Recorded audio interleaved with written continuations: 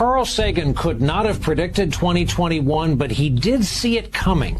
He wrote the following back in 1995, and we quote, "I have a foreboding of an America in my children's or grandchildren's time when the United States is a service and information economy, when nearly all the manufacturing industries have slipped away to other countries, when awesome technological powers are in the hands of a very few, and no one representing the public interest can even grasp the issues, when the people have lost the ability to set their own agendas or knowledgeably question those in authority, when, clutching our crystals and nervously consulting our horoscopes, our critical faculties in decline, unable to distinguish between what feels good and what's true, we slide almost without noticing back into superstition and darkness.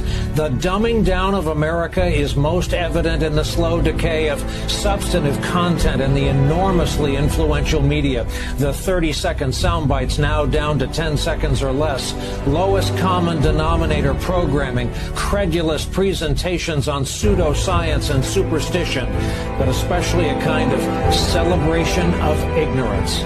Roll that around for a while. Those were among his final published words. He died 10 months later. Here we are 25 years later, realizing just what he was trying to tell us back then. I'm looking for portals. Ashton Forbes, you know, that super jacked guy. Malaysian 370, contact Ho Chi Minh 120.9. Good night. Good night, Malaysian 370. Breaking news tonight, a Malaysia Airlines flight with 239 people on board, including 4 Americans, has gone missing. Even as these grainy satellite images released today by the Chinese government. Again, the Malaysian flight too was one shot at China saying knock it off. Why shoot it down though if it's not hostile? Our technologies permit us to manipulate time and space. Why the Americans would? They leave distance annihilated. This country is very powerful. Far more powerful than people understand. We have weaponry that nobody has any idea what it is, and it is the most powerful weapons in the world. Not even close. I remembered the line from the Hindu scripture, the Bhagavad Gita. Vishnu is trying to persuade the prince that he should be his duty, and to impress him takes on his multi-armed form and says, "Now I am become death, the destroyer of worlds."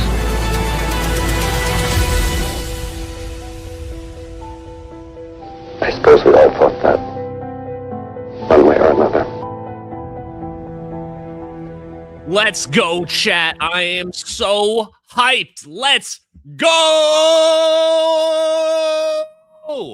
And chat, I'm not watching the sports ball, but I support USA 100%. And us playing Bosnia or Brazil, it's a B-word country. I know it. Belgium, that's it. We're going to beat those Euros. We're going to beat the sticks off them. The reason we're going to beat them is because they don't have blessed air conditioning. Like we have luxuries like air conditioning. So chat tonight, I want you to remember the poor, less fortunate Euros who are sweltering away in the heat, dying needlessly. 1 penny per day could save a European life, chat. Very important message. Guys, tonight, really great show. We're going to be talking about Salvatore Pais's meeting with Congressman Burlison. We're going to be talking about Eric Davis with Matt Ford discussing wormholes in the government cover-up. I want to get all into it. Before we dig into that, we're blurry again, 480p? Yeah. Be right back.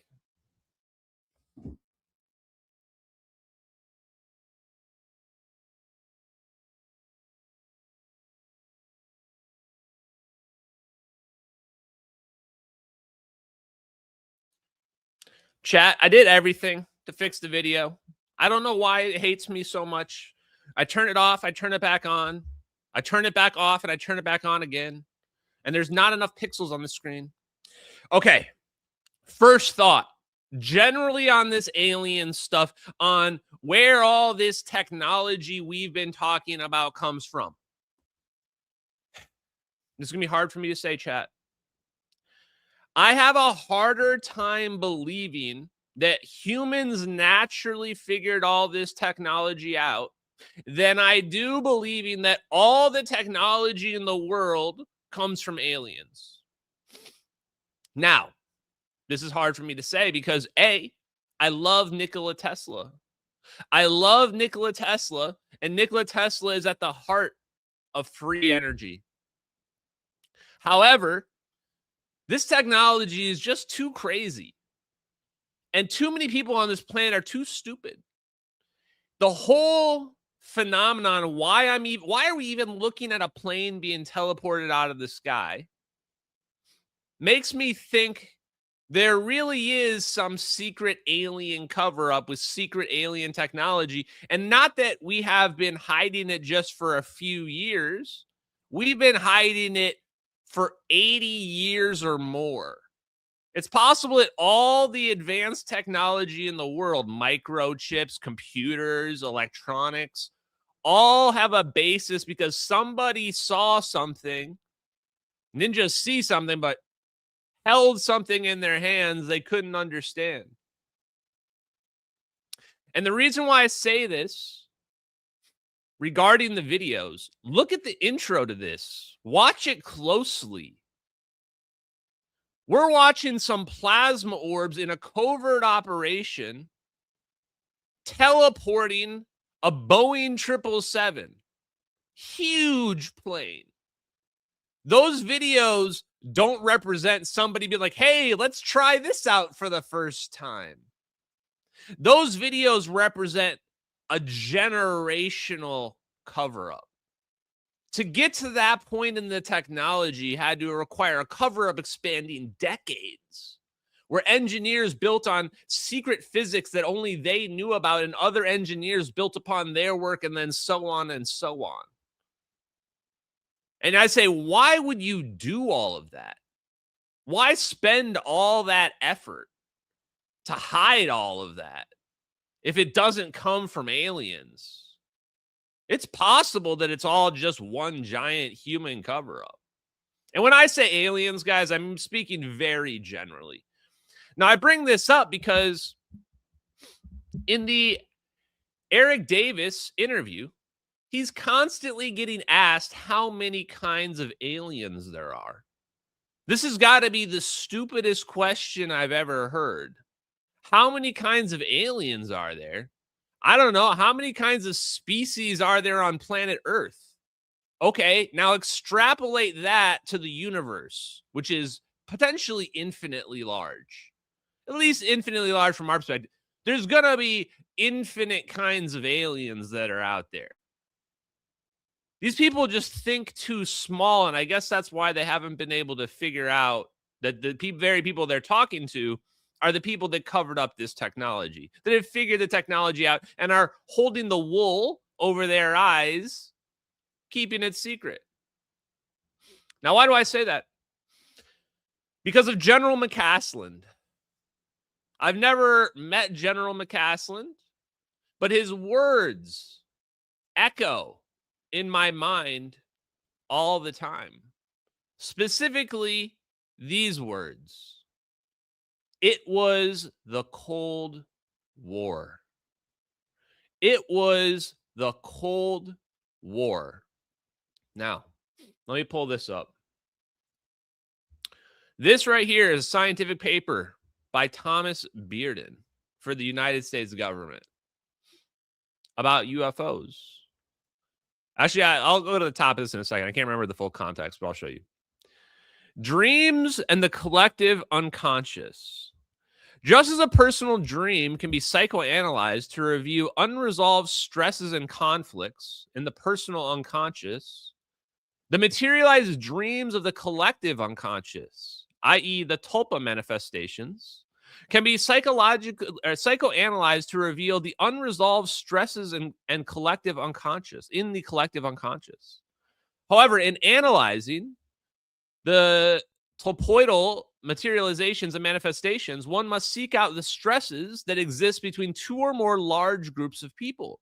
In fact, between two great nations. Since World War II, the major such stress on the collective unconscious has been the Cold War. Thus, the UFO topoid phenomenon psychologically should reveal significant aspects of the Cold War, and we will incorporate conventional psychological analysis and knowledge of Soviet development of new superweapons, virtual state engineering, psychotronic weaponry to show the fit for major UFO phenomenon. Wow. Oh, so that is Tom Bearden. Oh, this is prepared for MUFON, actually. So this is not United States government. A mind brain matter model consistent with quantum physics and the UFO phenomenon.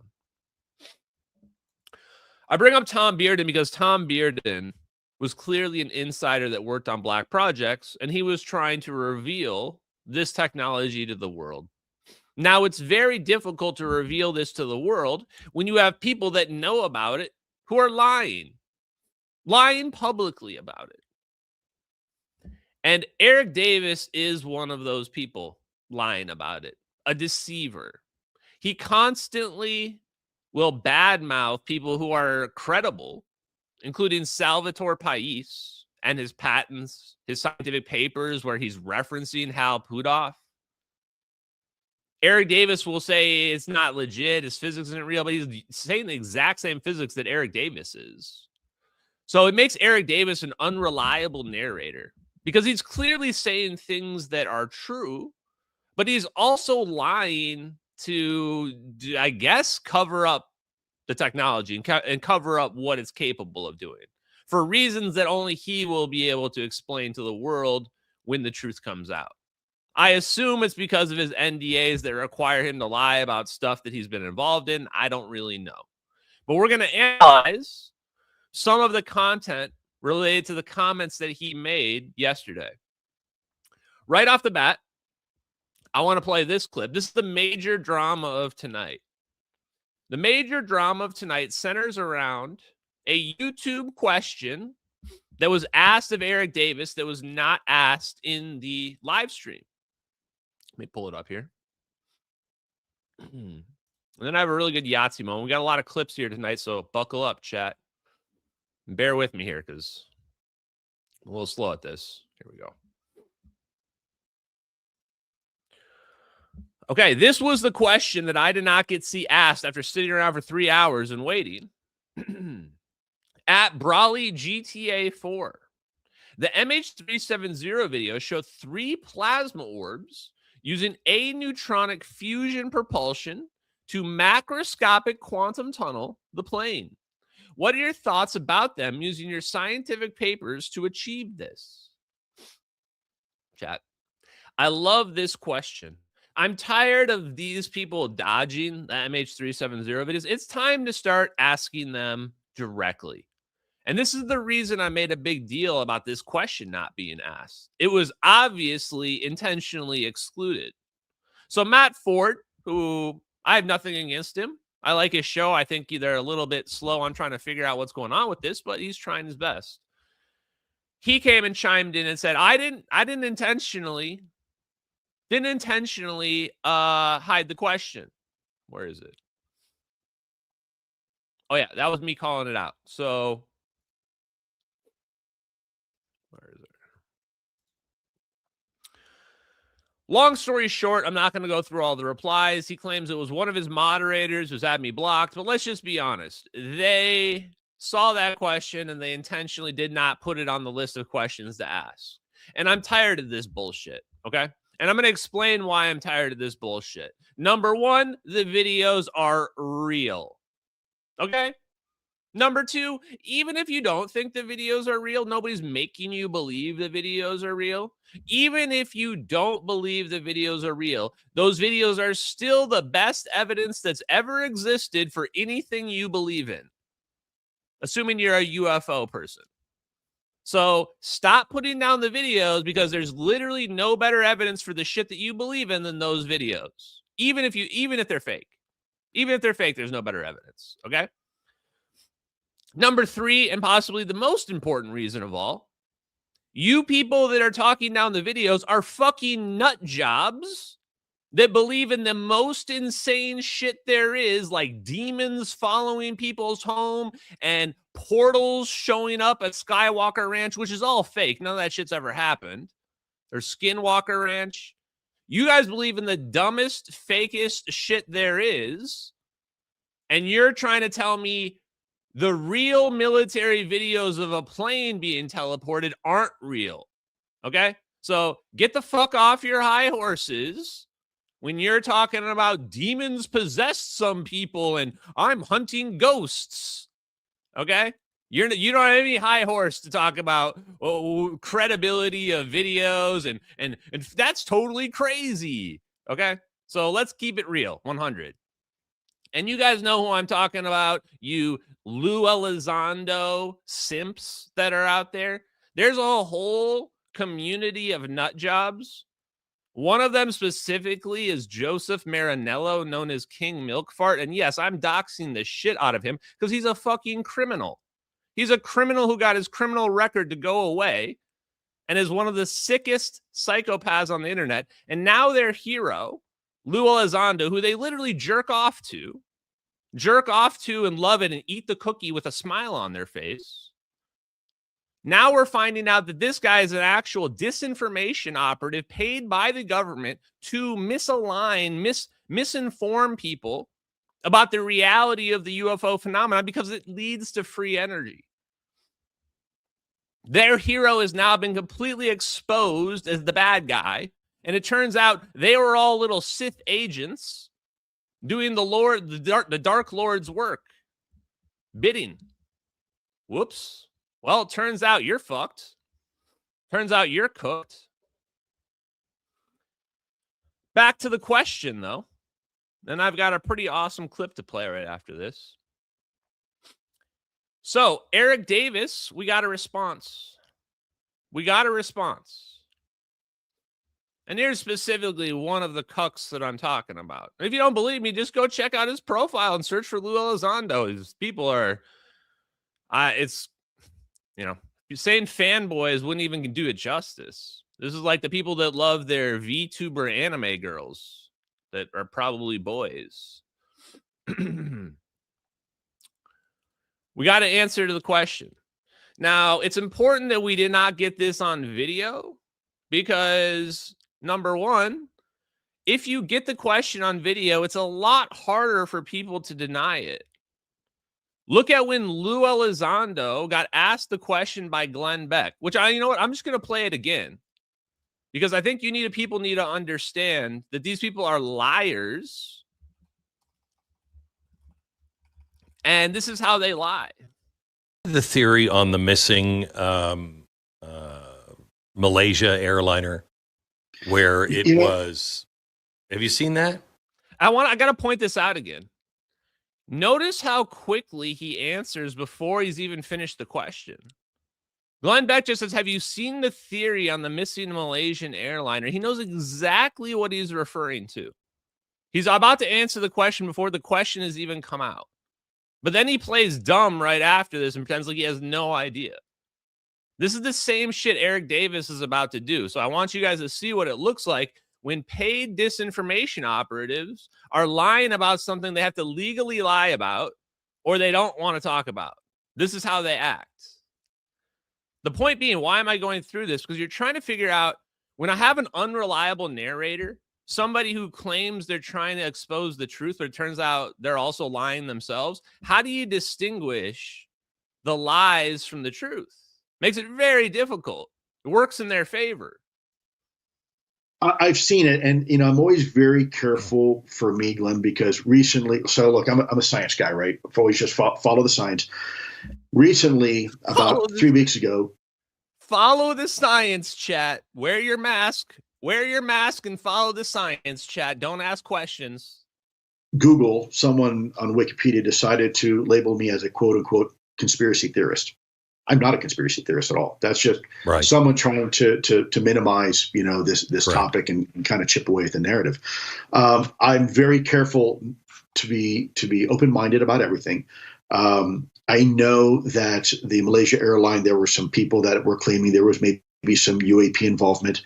Mm-hmm. I don't know. I did not pursue it. I know some of the people that I've talked to were dead for it and dead against it. Something that's a complete nonsense. Right. It's fake. Others said, no, that looks legit. And I could not tell you, Glenn. I have no idea. Okay.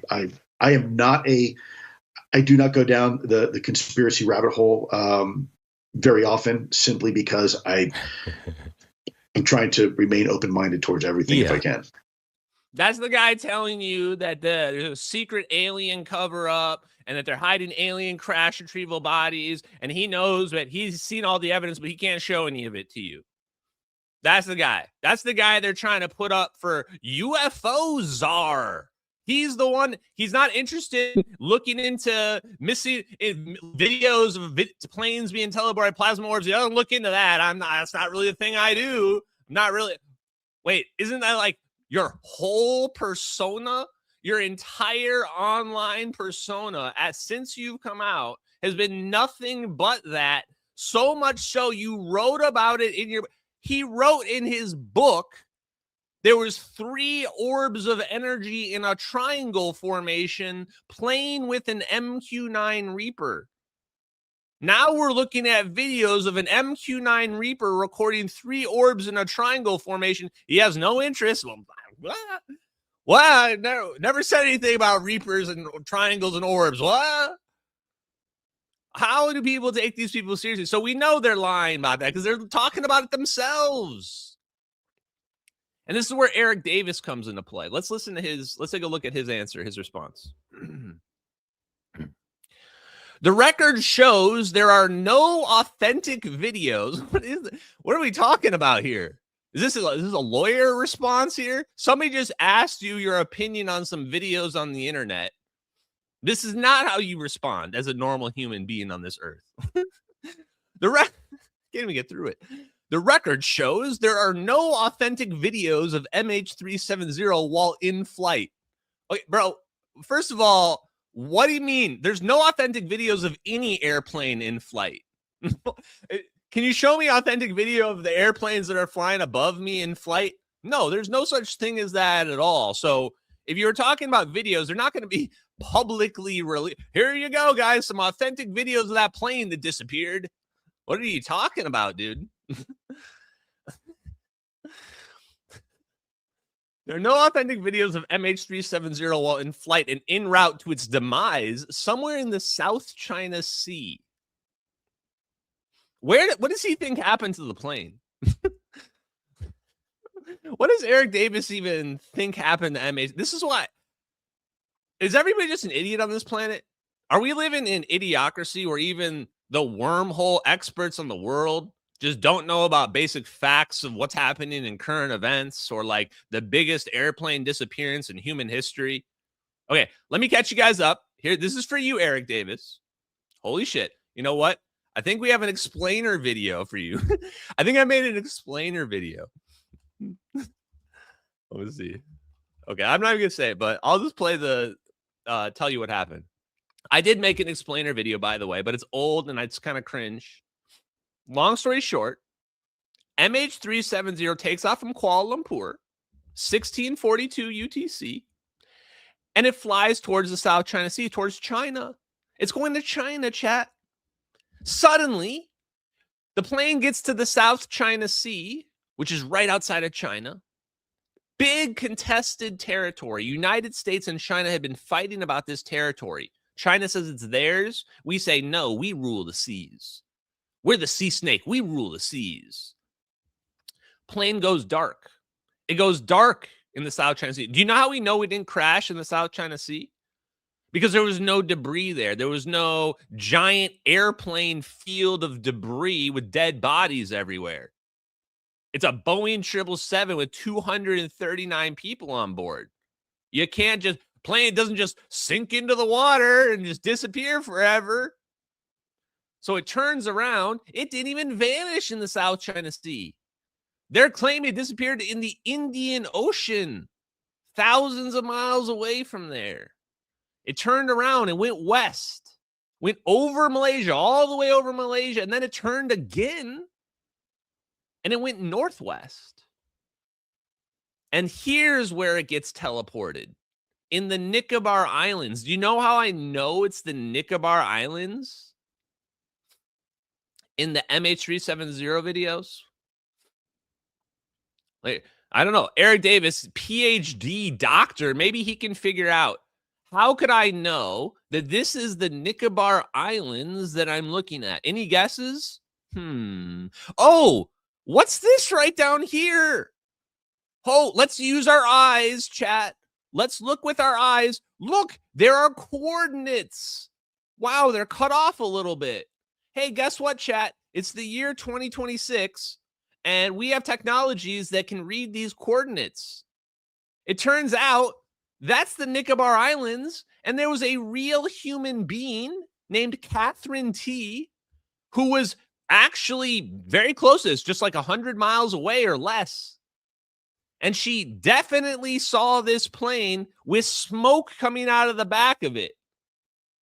Just consistent with this video we're seeing here. So I'm going to go ahead and tell you what. That video is definitely not fake. And that video is definitely not the South China Sea.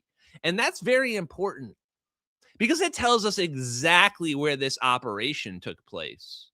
And you know my favorite part about that and that specific location in the South China, or in the, not the South China Sea, in the Nicobar Islands, that's the exact location where the story that has come out claims that suddenly the plane took one more last turn. It was flying northwest, and suddenly it takes a sharp 270 degrees turn south and goes straight south for another 6 hours until supposedly it crashed. And that's where we're searching. We're searching down where the plane turned and flew for like, hey, it went that way for like 5 hours. Bro, go that way, search that way, 5 hours that direction. That's where it went. And so we did that. We didn't do that one time. We didn't do that 2 times. We didn't do that 3 times. We didn't do that 4 times. We searched for the plane 5 different times for years in that location. Do you know what they found? Nothing. Nothing ever.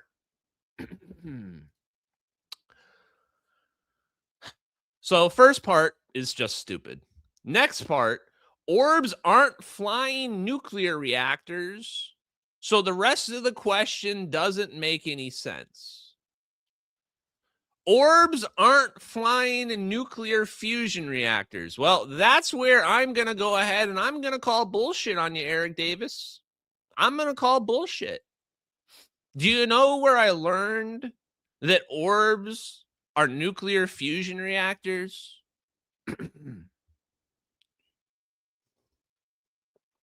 I learned it from watching you, Dad. I learned it from watching you. This is why they say Ashton Forbes is very good at his research. Do you know how long it took me to pull up the exact proof of Eric Davis lying? Less than 5 minutes while I was on my break working all day today. Less than 5 minutes. What does this say here? Let's take a read of this. Ball lightning study by Eric W. Davis for the Air Force Research Labs in May of 2003, over 20 years ago. This paper is all about how to make some plasma orbs that fly around in the sky. The whole paper is about understanding the phenomenon, the natural phenomenon of ball lightning, which is balls of lightning that stay coherent, that fly around. Are you ready? Are you ready for the kicker, chat? When you turn this to page 29, my favorite page of the paper, you come into this. We're going to just read it. The best theoretical, let me say it one more time. This is Eric W. Davis in his own words. The best theoretical model to explain the manifestation of EVs during micro arc discharge device operation is based on applying quantum vacuum electromagnetic 0-point energy fluctuations. In short, once you realize it's about 0-point energy in an extra dimension, your plasma balls make perfect sense. Okay, go on. You had me at hello. Such a concept based on the ZPE work of Puthoff, 1987. Any guesses what 1987 is all about, chat? You're talking to, you know what? I'm the #1 fan club. I'm the president of the Hal Puthoff fan club. You didn't know that? You're coming at the president of the Hal Puthoff fan club. 1987, Puthoff is ground state of the hydrogen atom. Get back, step back, son. I know all the papers. Oh, are you also referencing gravity as a 0-point fluctuation force? Yes, you are. Yes, you are, chat. Yes, you are, Eric Davis. And Cole and Puthoff, which show there's no thermodynamic violation of extracting 0-point energy. How do I know that? Because I'm fucking good and I read the papers. How many people have actually even read any of these papers? This guy has. Let's continue. While Puthoff, Shoulders, and co-workers were investigating approaches to obtaining energy from the vacuum by 0-point energy by way of exploiting these EVs. So they were making these cold plasmas where the electrons were weirdly able to cluster together. Like they were breaking the Coulomb barrier somehow. They were controlling the nuclear forces. Somehow things should be repelling each other, but they're getting closer and they're not. Why is that happening? That's the whole idea of these EVs. Now you say, if you're a high IQ futurist, which I know many of you are, chat, when I tell you that we've got electrons that are coming closer together than they should be, your first thought is fusion. Why? Because that's the whole idea of fusion, is lowering the Coulomb barrier so we can fuse our atoms, fuse our ions at lower temperatures. That's the whole idea. So anybody that was reviewing these EVs, their idea would have been, hey, is this cold fusion? Is this a form of cool fusion that we can do fusion at lower temperatures?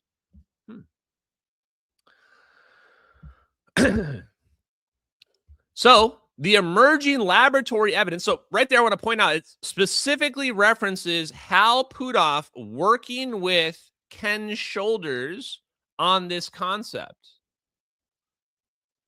Shows the Casimir effect may be a major contributing mechanism to generating these EVs. He's saying they're producing negative energy somehow, like the Casimir effect does. Why is this important? Everybody thinks, well, we can't use the Casimir effect to make a wormhole. It's two plates to come together. Well, what if we found a plasma version of the Casimir effect? I think we did. Puthoff, via private communications, this is with Eric Davis, proposes that a generation of a relatively cold, dense, non-neutral plasma results in charge condensation effects that may be attributable to a Casimir-type pinch effect. I learned it from watching you, Dad. I learned it from watching you. Are you starting to realize why these guys are so terrified of me? Because I know where all their secrets are buried. And when they try to lie about some bullshit, I just go point directly in their scientific papers where they were saying the opposite thing. Wait for the next sentence, because that part right there is insane. By the way, what that sentence says is the exact same thing that Salvatore Pais said about his cold non-equilibrium plasmas drive it far from equilibrium, aka charged, aka not neutral. Dense plasma, as in the dense plasma focus. There it is. It results in what? These weird EV effects that Ken Shoulders found. This is why everybody's asking people about Ken Shoulders, because the smart people who've been figuring out what's going on with this physics are going, wait a minute, they figured out something crazy here, and they're kind of covering this up because we're seeing where this leads. This is a 0-point energy tap. Okay, how do we tap this 0-point energy? In a hypothesized EV-based energy generation process, one would envision a Casimir fusion process. Boom! Gotcha, bitch. Casimir fusion process. Eric Davis's words, by the way. Eric Davis wrote this. Casimir fusion process that would mimic the nuclear fusion process in its cycle of operation. Can't make this up, chat. Puthoff's first order model suggests that the process would begin just like its nuclear counterpart, with an initial energy input to the plasma, which overcomes the Coulomb barrier, followed by a condensation of charged particles that are drawn together by a short-range attractive potential, like the Casimir potential, with an accompanying energy release of some form. He's explaining the trampoline effect. He's explaining the trampoline effect of pulling energy out of the 0-point energy field using this EV plasma-based Casimir process that mimics fusion. You're going to really tell me? You're really going to tell me that the plasma orbs aren't fusion? GTFO, Eric Davis. Don't pee on me and tell me that it's raining, bro. My God. Puthoff's first order model suggests a process. Oh, sorry, I skipped that part. Extensive laboratory work to demonstrate that EVs have the unique property that their formation energy requirement is below the level required for break-even operation, such that net useful energy is generated. Do you understand that that just says straight up free energy, right? That's what that means unambiguously. The generation of producing the EV takes less energy than the total energy you get out. So either you're doing fusion or you're pulling energy straight out of the vacuum. There's really no in between there. As I keep telling you, the cover up is free energy. That's what I guarantee none of these guys are allowed to talk about. They're not allowed to talk about the ether. They're not allowed to talk about the extra dimension. They're not allowed to talk about free energy being real. They're allowed to talk about the physics generally, and that's about it, not specifically. How do I know that? Because I talked to Salvatore Pais the other day, and one of the things that he mentioned is that my questions are so hard and scary. And I'll just tell you straight up, I said, look, man, I'm not trying to put you in. I'm not trying to get you put in prison over violating an NDA or something like that. I don't want any secret knowledge anyway. I already figured it all out. I don't need somebody to come blabbing about it and put themselves in jail. It's all going to be exposed over time. So I'm going to be going easy on Sal from now on. Why? Because I love Sal, number one. Number two, I've already judged him to be an honest and trustworthy person. I don't need to press Salvatore Pais. If I want an answer, he'll just tell me. Like, I'll tell you this. He already had told me about the meeting with Congressman Burlison. I already knew about that shit. That was the thing I was going to tell you guys about. And then I just saw Congressman Burlison blabbing about it to Jesse Michaels. So now I guess I can talk about it freely. Yeah, I already knew about that. And the question is this. If Salvatore Pais was already meeting with Congressman Burlison and already presumably explaining how all this physics works, what the hell are we still doing here? What are we still doing here? And why am I listening to Eric Davis lie about the videos and lie about weird connections to Ken Shoulders? Did I just say something? Get ready. Did I say he lied about Ken Shoulders? So let me just make sure there's nothing else I wanted to talk about here. Shoulders claim that anomalous EV observations, together with corresponding calorimetry measurements, show excess heat generation that's 30 times higher than the input energy. He's saying when you take temperature and you add up all the heat energy, these EVs were generating 30 times more energy out than in. Now, this is an exact mirror of the claims of cold fusion. In fact, that's exactly what they were claiming in cold fusion. They were claiming that there is an anomalous excess heat energy that's being seen in their cold fusion experiments. And now we're seeing the exact same thing in Hal Puthoff, who doesn't really like talking about this apparently. Hal Puthoff and Ken Shoulders' EVs, plasma EV experiments. Shoulders and Puthoff and coworkers spent many years exploring EVs, devising ways to generate them in the lab and scale up their energy generation capability. So he's speaking elaborately about this. Now we have to go to several clips. First, Puthoff. Make sure I don't miss these. I got so many clips to play. This one's Puthoff, right? Hold on. Confused. Here it is, Puthoff. You're going to love this chat. Am I on the right one? Okay, we are. You comment on your work with Ken Shoulders and how his work is mentioned as ideal for further research in one of the OSAP DIRDs. Oh, yes. So in, I think, the inertial electrostatic confinement fusion DIRD, it mentions Ken Shoulders' EVs as being ideal for further research in extracting quantum energy. How is anyone going to try to say that there's no connection to fusion when I'm reading the DIRDs, the Defense Intelligence Reference Documents, that this guy commissioned, Eric Davis's boss, and they're about aneutronic fusion propulsion. They're about negative mass propulsion. They're about inertial electrostatic fusion, air breathing, magnetohydrodynamics. This fusion's written all over this. There's no way this isn't connected to fusion.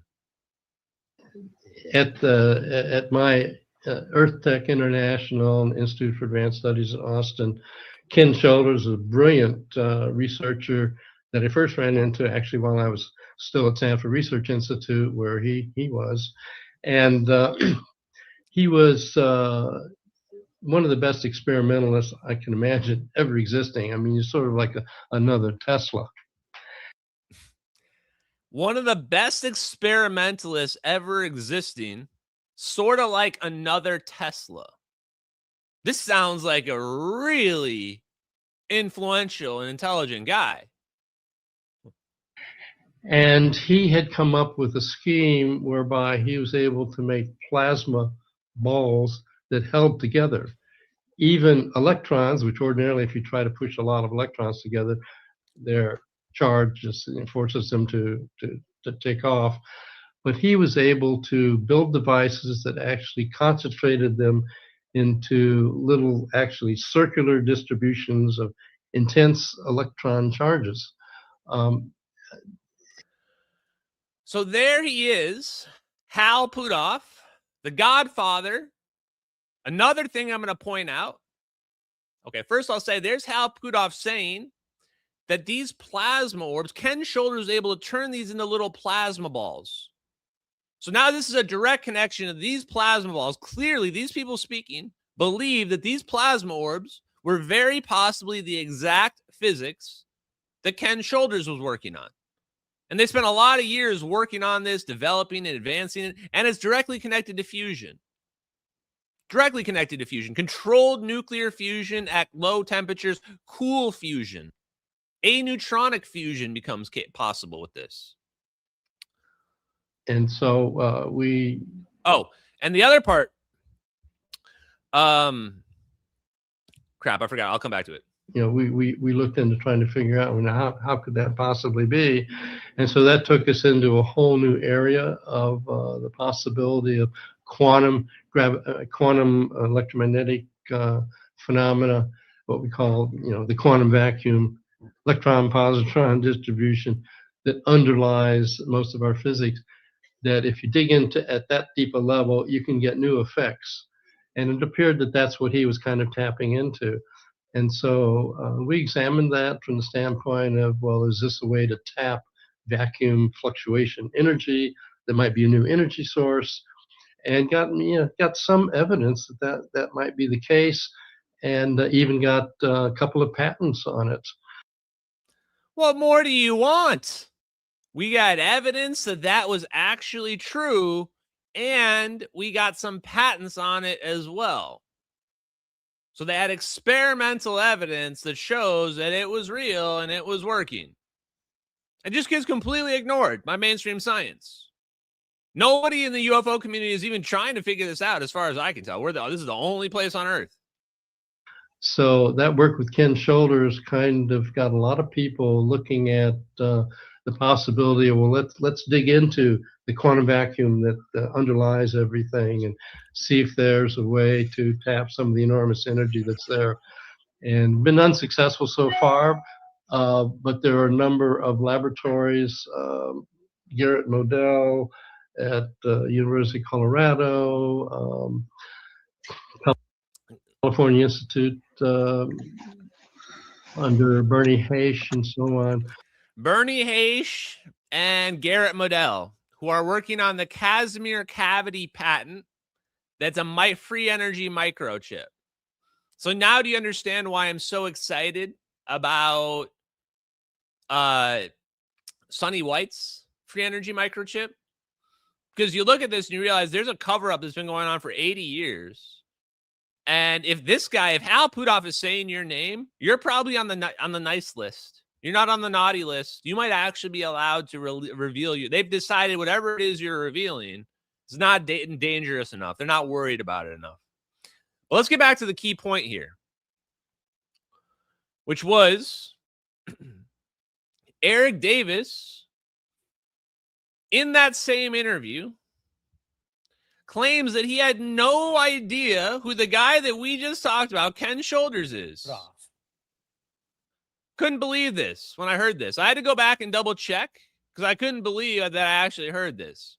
Now, I just spent all that time even showing you clips of Hal Puthoff talking lovingly about Ken Shoulders as if he was Nikola Tesla himself. Did Eric Davis ever investigate the work of Kenneth Ratford, Shoulders' co-worker of Hal Puthoff? I've never heard of that guy. Yeah, I don't know who that is.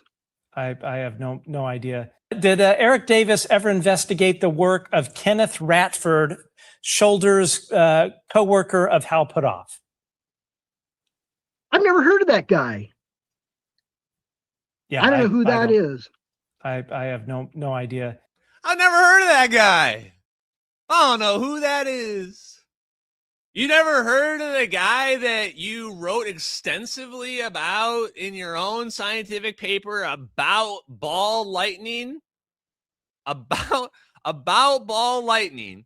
You're replying to me, lying that orbs aren't fusion, when I learned from your paper where you're referencing a guy that you're lying about, pretending like you've never heard of before. What? What? I couldn't even believe my ears here, chat. This is why when I'm watching or reading this clip or this post, this is why I wish we could get these people on video. It's much harder to lie like that when somebody's got you on video right in front of you than it is to just type out some bullshit and hit send where nobody can respond back. Wow. So I'm not going to tell you what to believe in these clips of Eric Davis, but one thing I'll point out is this. I'm not going to play his 5-minute long rant about Bob Lazar, but compare the way Eric Davis speaks about the physics and wormholes compared to the way he speaks when he's asked what his opinion is on somebody. When you talk to Eric Davis, say, what's your opinion on this person or that person? It's always some mean-spirited bullshit. Like Bob Lazar, like the arguments about Bob Lazar, first of all, they were saying that he lied about all his education, that he was never at Area 51, that it was all fake story. And then it comes out that he really was there, that there's enough evidence that proves he really was there. He wasn't making up that story. And now Eric Davis is going, well, I heard from a guy that he was just an HVAC salesman. He was just there to repair the HVAC machine at Area 51. Bro, shut the fuck up. Honestly, shut the fuck up. I'm not even a big Bob Lazar simp, but just shut up with this gaslighting about, oh, okay, yeah, he really was at Area 51, but no, he wasn't, but he didn't see anything. And I know a guy, like, dude, what are you talking about? You're talking about secondhand information that you can't verify, and you're talking about it as if it's gospel, shitting on other people. Same way where he talks about Salvatore Pais. You didn't read any of Sal's shit. Go ahead and review Sal's equations. This is how you catch these people. This guy is literally the world's leading expert on wormholes. He's a mathematical genius, and he can't point out one flaw in Sal's math. Not one. Not one. You want to know why? Because there's no flaws in it. You can even have AI review it and tell you there's no flaws. Well, how come they never argue the facts, never argue the science, never argue the math? They always are taking personal shots instead. Can you see any of them do to me or to Sal what I just did to Eric Davis? Completely exposed him as a bald-faced liar, and it only took 5 minutes. That's how easy it is to expose when somebody's lying. They've been trying to point out one lie that I've made in 3 years. People haven't been able to find one lie that I've ever told, even though I do 3 live streams a week. Nobody can find one lie that I've ever told in 3 years. Totally insane. Took me 5 minutes to expose Eric Davis. Now, we're going to play some clips. It's going to be science focused. I just had to get that out of the way. I got something special for you here, chat. We are so right. I am so right about this fusion stuff. I watched a clip today, and it made my skin whatever. What's the word? Hive up or whatever. Like I just made my skin crawl a little bit. Maybe get tense for a moment, because if you ever listened to something where you said, holy crap, like this is something I didn't even know existed. And there it is, corroborating everything that we've been saying. A key aspect, people ask, what is the legacy program? Hal Puthoff talks about it. Eric Davis talk about it. Goosebumps. Thank you, Chad. I'm struggling today. Goosebumps. I'm getting goosebumps. They talk about this legacy program. The way they've presented it, as if there's this secret program working on alien technology in the military, in the defense contractors, and that Hal Puthoff and Eric Davis were trying to learn about it. Like they were the Mulder and Scully trying to figure out how this stuff worked. Do I believe them? I believe they were doing that. I also believe they were building it for the government too. There's not going to be another secret group of super well-versed engineers and physicists that, it's those guys. But point being, here is the founder of Northrop Grumman. The founder of Northrop Grumman right here. In the fact that there are UFOs, so-called, has been reinforced through the years by what I've read. A great incentive to believe, which occurred in 1950. But there is absolutely no question in the world but what there is not only a source of power of which we're not acquainted, but there is also a source of propulsion which we're not acquainted, because the UFOs seem to have unlimited power, which perhaps we might obtain if we develop fusion.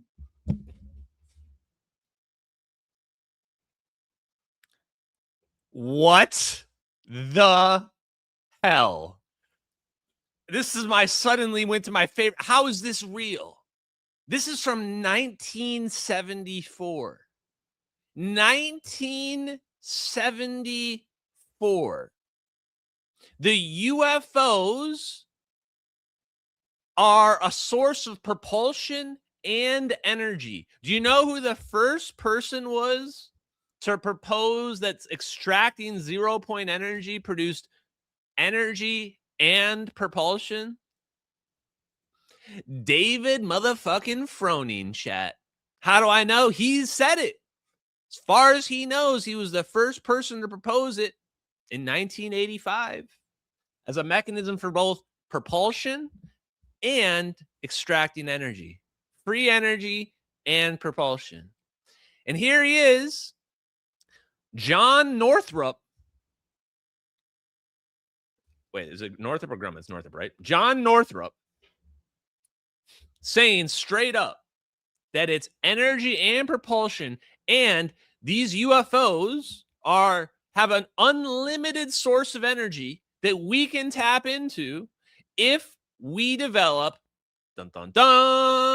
fusion. Is it starting to make sense to you guys now? Fusion is the 0-point energy tap. They figured out that fusion will tap 0-point energy, and that's why we haven't got fusion in 60, 70 years.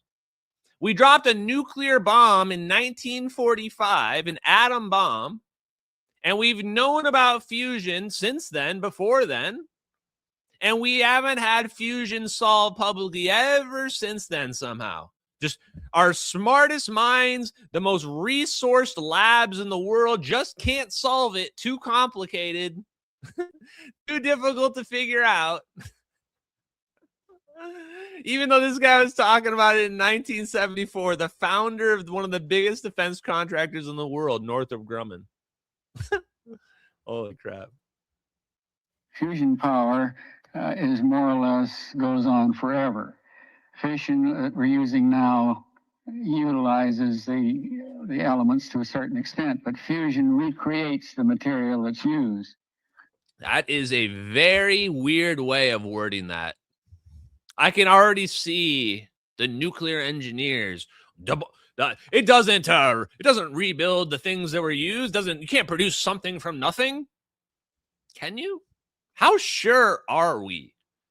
I'm now getting worried that once we've unlocked fusion, we're straight up going to be transmuting elements. We're going to be pulling elements out of the vacuum.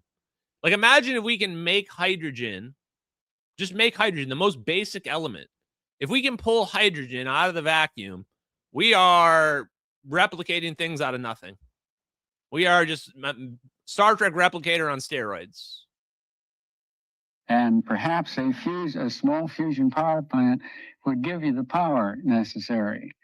But the propulsion of these UFOs is unique. Their ability to hover, their ability to accelerate very rapidly, their ability to move at very high speeds, very much higher than anything that we have achieved even with our supersonic aircraft. All of these things, and particularly interestingly, without sonic booms and the things that we don't like about our supersonic aircraft, all of these things indicate a type of propulsion which is unique, different than anything we know anything about, and which would be of tremendous value if we could develop it and use it. And that's the reason I feel, with a number of others who have studied it, that it is a subject which deserves the highest type of scientific study and at an early date. The advantages to be gained are perfectly enormous. Wow. 1974. 1974. The founder of Northrop Grumman saying we should put all our research into this because figuring it out is so huge. So did they do that, chat? That was 50 years ago. Chat, that was 50 years ago. So did they do that? And I'm hearing Eric Davis responding saying, Orbs aren't fusion reactors flying around in the sky. Why not? You're the one telling me 0 point energy produces energy and propulsion. Why can't a fusion orb be why can't a plasma orb be a fusion reactor flying around the sky? Of course it can be. In fact, they are. What do you think the energy source is of your orb, Eric Davis? Like, Eric, are you retarded? I'm sorry I have to say this to the legendary Eric Davis, whose Bible, literal Bible of this man I have here. But are you retarded? Because if it's not fusion, go ahead and tell me what the energy source of your plasma orbs are flying around. I don't think it's demonic energy. They're not using demon energy to fly around. Are they just using space juice? Are we just going back to that? No, they're using fusion to fly around. Fusion and 0 point energy tap. That's how they're flying around. Pretty simple. And you think Eric Davis doesn't know this? Of course Eric Davis knows this. You got to be out of your mind if you think Eric Davis doesn't know this. Okay, I've got a clip for you. First of all, Tucker Carlson is also a liar. And I don't support whatever weird shit the guy's got going on right now. Him and Candace Owens and all the rest of these liars, they all have the same MO. They make some shit up. They go spew it all over their podcasts. And then they get called out on it. Like the fake interaction that Tucker Carlson made up with Dan Bongino. And then Dan Bongino reveals the text messages and says that was all fake. And then they just never talk about it again. Candace Owens gets called out on, oh, Charlie Kirk never appointed Erica. And they're like, here's the video of it. And she's like, I never said that. What? I never even said that. I was never bringing that up. I never said I had an Aspen video. I never even said I had the video. Like, what? And the thing is, their grift is so transparent because they just never address the things they lied about. Like, the way you don't lose credibility with your audience is you just never talk about it again. You just move on to the next thing. Be like, that never happened. And then when the New York Times interviews you about it, you just, I never said that. And they're like, here's the clip of you saying that. You're like, that's not even me. That's not even me on that video. It's like a Chappelle skit. Like, that's VFX. That's edited in. I don't even know who that person is there. Holy crap. Anyway, this is a good clip though. Now that I shit all over Tucker. Wait, whoops. This explains to you. This is important actually. This explains why they're doing this. You guys are saying we won, we've exposed them. You're not wrong. We have exposed the shit out of them and they're cooked. They're cooked. Their narratives are falling apart. Their alien invasion or whatever one world government shit they're trying to do, it's falling apart right now. But there is a legitimate reason why they're hiding it. There is a legitimate reason why they're hiding it. Here you go. Some pretty wild late night conversations with people. I don't go to restaurants much anymore. I like to eat at my house. But I love dinner table conversation. Yeah, chat. This guy is such a fucking faker. Like, I'm just a normal chungus. I'm just a normal chungus that likes to eat at my house. I don't even go out anymore. I'm a rustic chungus that just a poor working class man like you, not a trust fund Nepo baby. Like, come on, bro. Since I grew up doing that, we didn't watch TV, so we always had these like 6-hour dinners at my house, and I still do that a lot, every week. And I've heard some wild stuff, but the wildest thing I ever heard, there were no specifics at all, but I was speaking to someone, actually a Democrat, but he was a good guy, very smart guy who had a very high-ranking job in the U.S. government, like access to everything kind of job. And I was pushing him like, what do you know? And he said, I know a lot. I've seen a lot. And he would have seen a lot. And he goes, okay, chat, get ready for it. I forgot Tucker Carlson's on like a rampage, copyright striking people. So I might have to edit this out. But this is fair use. I'm commenting on this. He says he knows a high-ranking Democrat official that would know everything. Okay. Now you have my attention. Why? I invented the term woke disclosure. Actually, most of the shit you see in the narratives and the UFOs in the last 3 years comes from this channel, actually. We've been setting the narratives. Woke disclosure is because the people that are covering this up are largely aligned with the Democrats politically. Not all of them. I'm sure it's bipartisan to some level. But weirdly, the people responsible for MH370 were definitely Democrats and aligned with the Democrats. And the reason why this makes so much sense to me is because they use the same mentality they used during COVID. Exact same mentality. That they know what's better for you than you do. But it turns out the reality was the opposite was true. They didn't even know anything. They knew nothing, and they were just making it up as they go along. They all just thought they knew what was better. But it turned out what they did was make 50,000 children in LA alone stop going to school. That's what actually happened. That was the real outcome of COVID. 50,000 kids in LA alone stopped going to school. Does that sound like a positive outcome? No, that's horrible. Health outcomes declined massively in all demographics. Why? And it's all the government's fault. All because of their government political policies and choices they chose to make regarding what they thought was a virus that was going to be a big threat. So they imagined a perceived threat of COVID that was going to wipe out everybody. And it turned out there was basically just another flu virus, seasonal flu virus. And now those same people are saying, we have to hide this alien technology. We have to hide this free energy technology because we know better than we know what's better for you than you know what's for you. And this is why it's woke disclosure. That's their actual argument, their actual thought process. And my concern is this. What if they're wrong? What if they're wrong the same way they were wrong about COVID? What if they're actually, what they're saying, they're virtue signaling, saying we have to protect you, but it turns out they're not protecting us at all? What if it turns out they're just enslaving us in another different way? That's why it should be revealed, and we should be allowed to debate whether or not it should be public access for this technology. Now listen closely, because this is exactly what the system did and why they did it. Said, you know, I know a lot, I've seen a lot, and he would have seen a lot. And he goes, but there's really only one thing I know that I would never tell anybody. And I was like, really? He goes, I would never tell anybody. I'd be killed before I told anybody. I said, well, why? And he goes, because you could end humanity with it. That's all I know. That's all he said. But I'll never forget that moment. We're sitting by the fire in my house. He said that. So I have no idea what that means.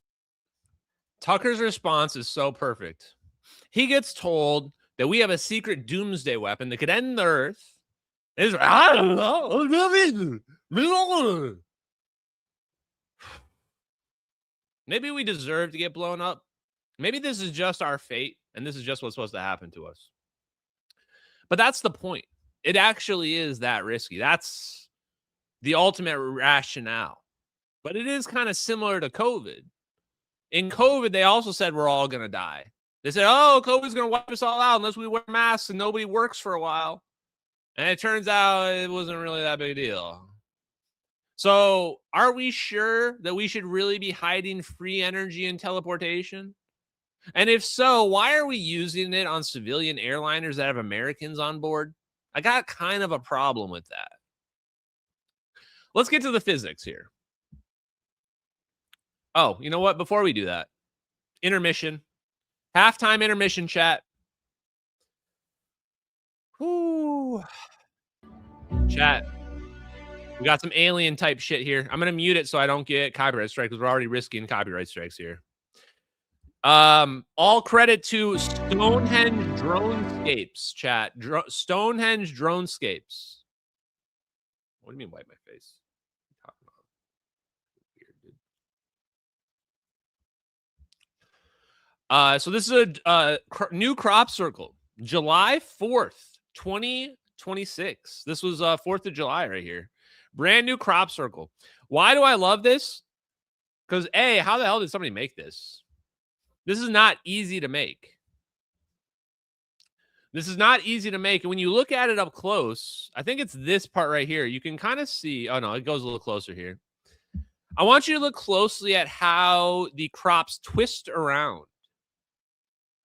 Specifically, if I pause it, oops.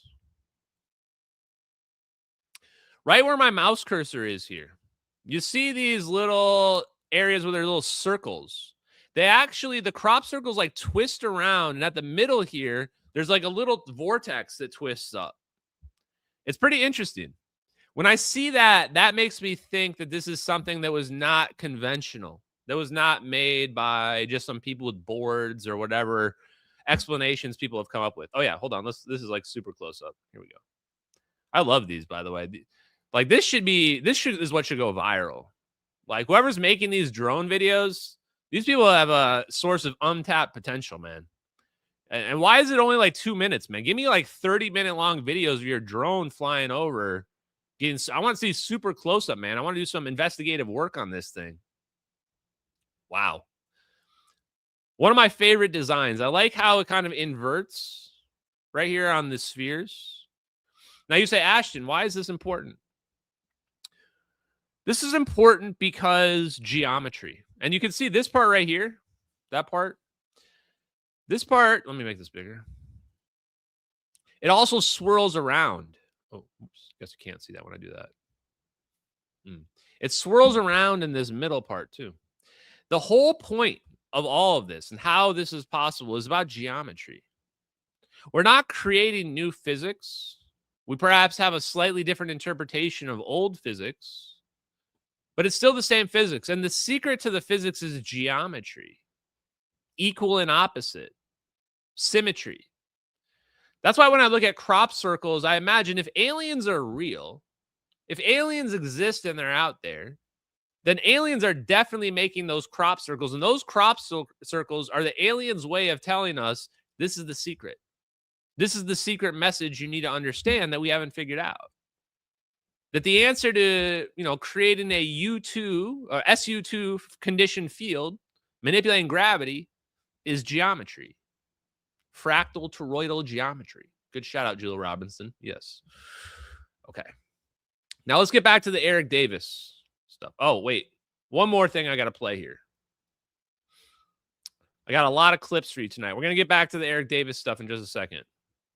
This guy I'd never heard of before, Larry Johnson, CIA analyst.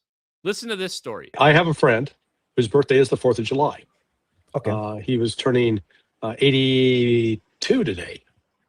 And so another one of his, his friend, his friend's name is Joe. Joe and Bob set up the Inspector General office at the Department of Defense back in like 1982. So they did, massive investigations, and Joe was the holder of all of the SAP programs, the special access programs. So he had access to all of these top secret. He was the one that would brief the president, and brief different, Secretary of Defense and others on particular SAPs. And anyway, Joe was 82 as well, and he had diabetes and some other things. But anyway, he went into intensive care on Thursday or Wednesday. And so my friend Bob drove over to be with him. And then Joe ended up dying yesterday. So, life goes on. He had a good full life. It's just, you never want to see anybody check out if you keep them around as long as possible. This is a weird story, man. Why bring this up? You're talking to Mario Narfall. And first thing, this was like the very beginning of the interview. Mario Narfall doesn't even know what's going on here. He's like, hey, what's going on? He's like, hey, I just got to tell you about this guy that just died. He knew all the special access programs and he briefed the president.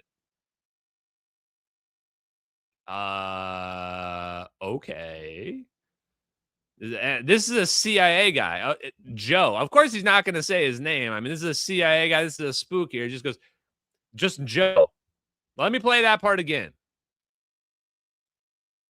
Up the Inspector General office at the department. He had one of his, his friend, his friend's name is Joe.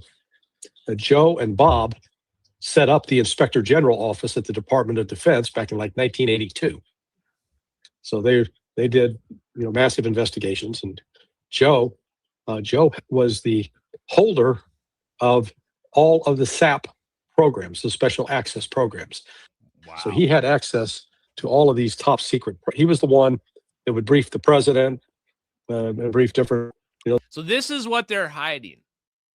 I'm telling you guys what they're hiding. Everybody just goes, they have secret stuff and we just don't know about what it is. I'm telling you exactly what the secret shit is that we have that they are hiding. There is an extra dimension. One extra dimension. It is the 0-point energy and it is space-time itself. Space-time is flat. What does that mean when I say space-time is flat? It means we can do this. We can make a bridge, not a physical bridge, not a physical bridge, but a virtual one. But you know what? I will let Eric Davis explain it. It's time to go to the clips, my mans. Time to go to the clips. Okay, Eric Davis, now that I shit all over you, let's do some fun stuff with Eric Davis. Because watch the different reaction that Eric Davis has when he's talking about physics. Credit to the Good Trouble Show, guys. Give them a follow. Give them a subscribe. Check out their stuff. Most plausible propulsion system behind triangle-shaped UAP, advanced human aerospace technology? Is it field propulsion or something non-human, in your opinion? It's going to be non-human, but... Dude, shut up. Stop gaslighting me. It's going to be non-human. I'm going with aliens.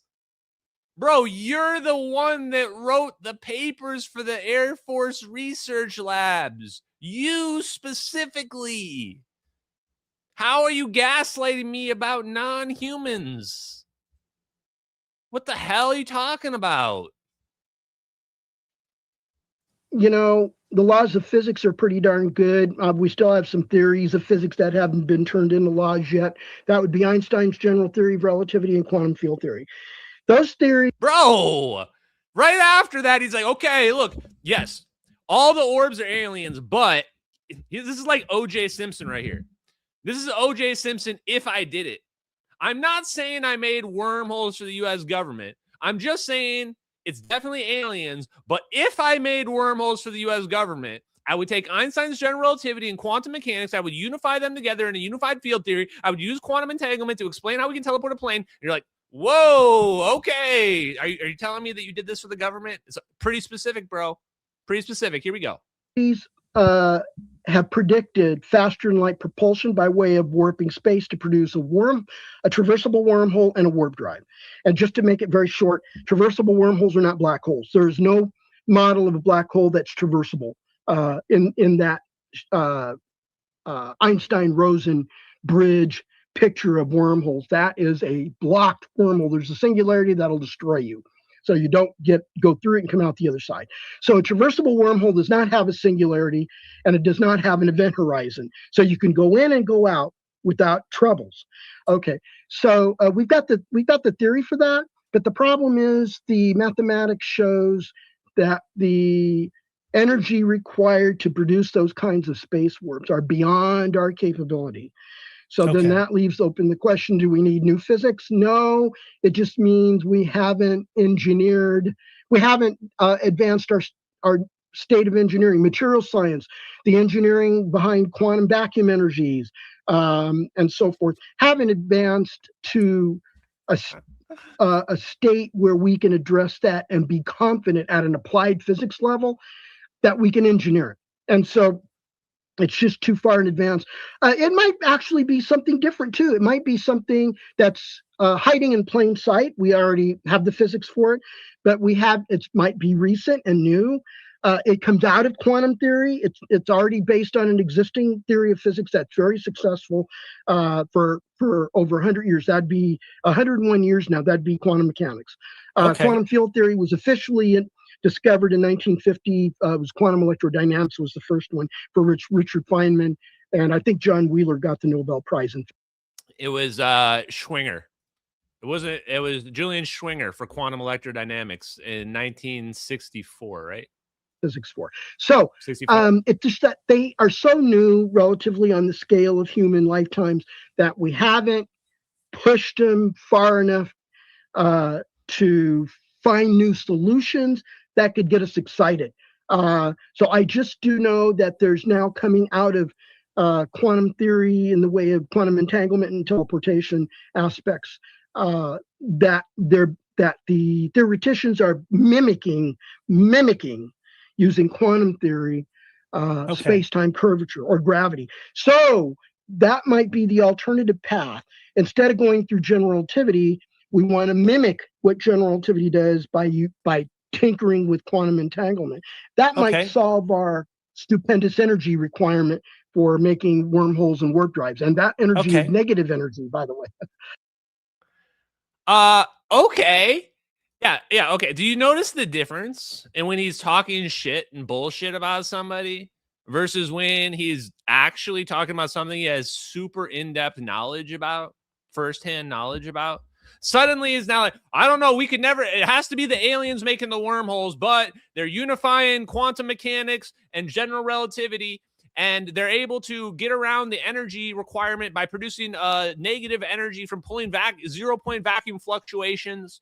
Oh, and by the way, traversable wormholes aren't black holes at all. The reason being that when you make a black hole, it would crush you, and wormholes don't actually crush you. That's not how they work at all.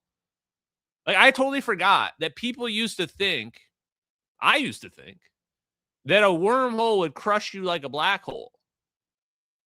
So this guy is 10 steps ahead of everybody else. But then he's going, oh, no, we can't do this, though.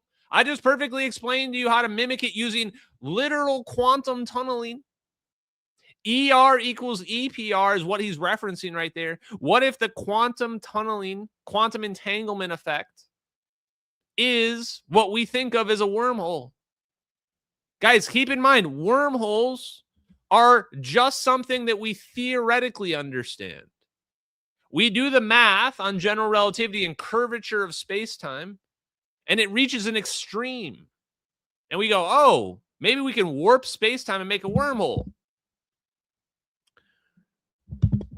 So the math doesn't necessarily equate to what it's going to look like visually. We imagine a wormhole, but that doesn't mean there's a physical tunnel between the 2 points. It just means we're passing through the barrier instantly. So we have to get around this idea, well, that wormhole needs to look like a mouth opening up and me going through it. We haven't seen it. Well, we have now. Okay, so that was a good clip. Let's see what else I have here. Let me go to my, oh crap, where are my things here? Crap, the sun's coming in at the worst possible time here. Okay, here we go. Flat face wormhole. Shout out to Tom Hudson for pulling this clip for us here. Got the wrong one. Here you go. Force reports or busy writing Air Force reports, or at that time I was working full-time at NIDS. So I never did get to see the show, but I did get to see occasional parts of the episode. So I'm familiar with the show. It's based on the movie, which is phenomenal. Yeah. Sure. So this is called a flat-face traversable wormhole, in that it's not spherically, it does not have a spherical geometry like the first traversable wormhole solution to the Einstein equations that Kip Thorne and Michael Morse had derived back in 1985. And they worked 3 years to do the mathematical development of that solution. Bro, this guy's out here telling us the whole history of wormhole physics and development, going all the way back to Kip Thorne in 1985, where they spent 3 years. And he's saying this is not the same solution. This is not the same solution as a spherical wormhole. A flat-face wormhole is slightly different. Let's have him explain it. To find out its implications, its applications, and then they published their first paper in the American Journal of Physics in 1988, and simultaneously a paper in Phys Rev D, Physical Review D, I think it was, and that one was about using wormholes as time machines.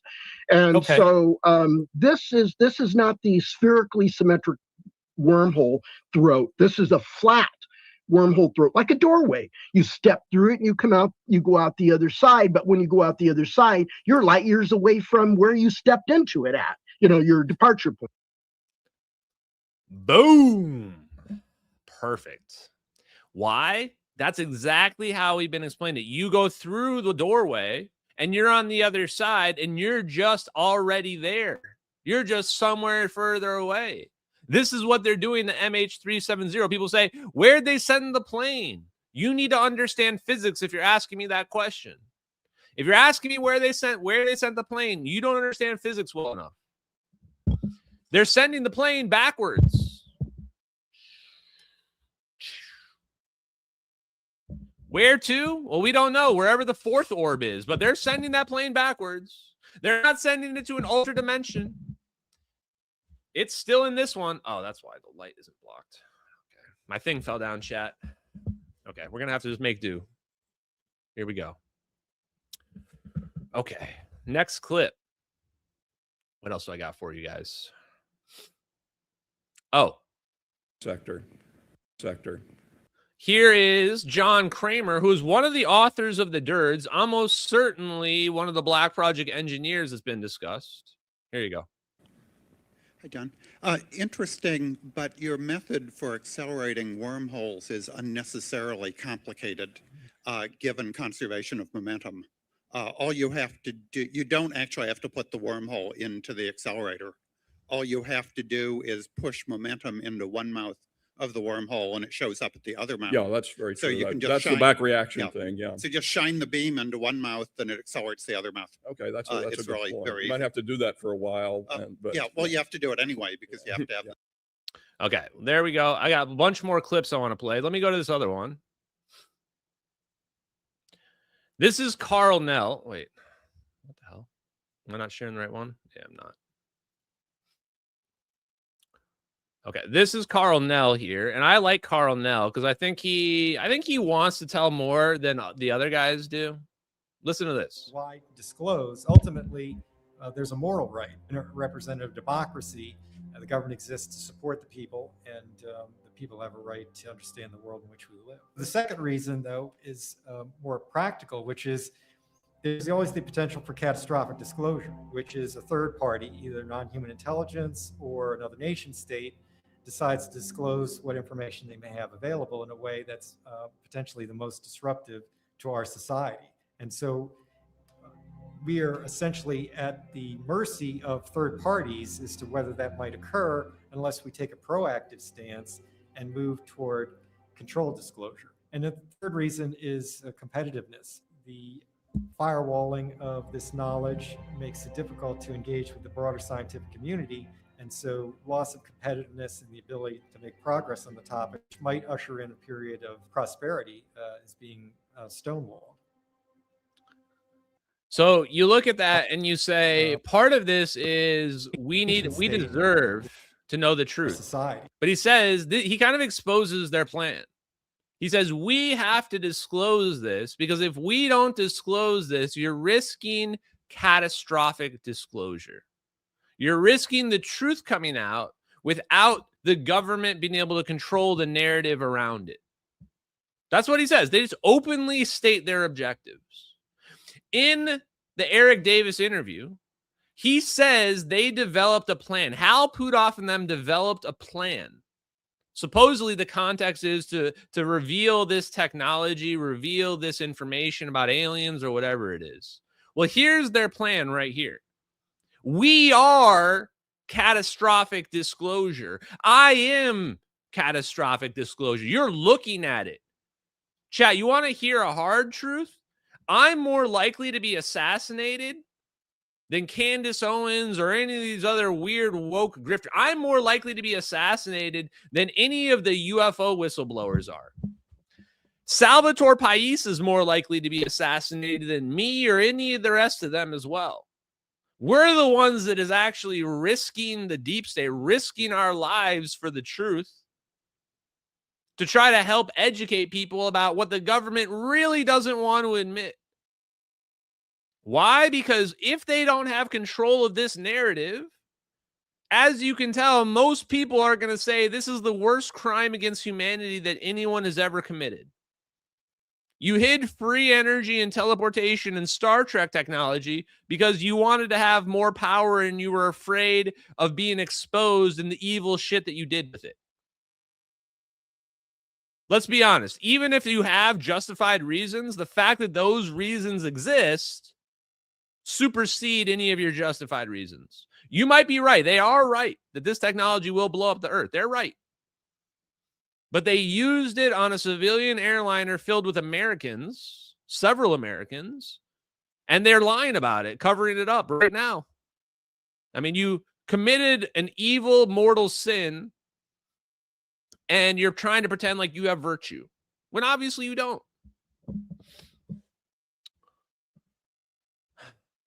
So, what do I want to go to next here? Where's my Jesse Michaels clip?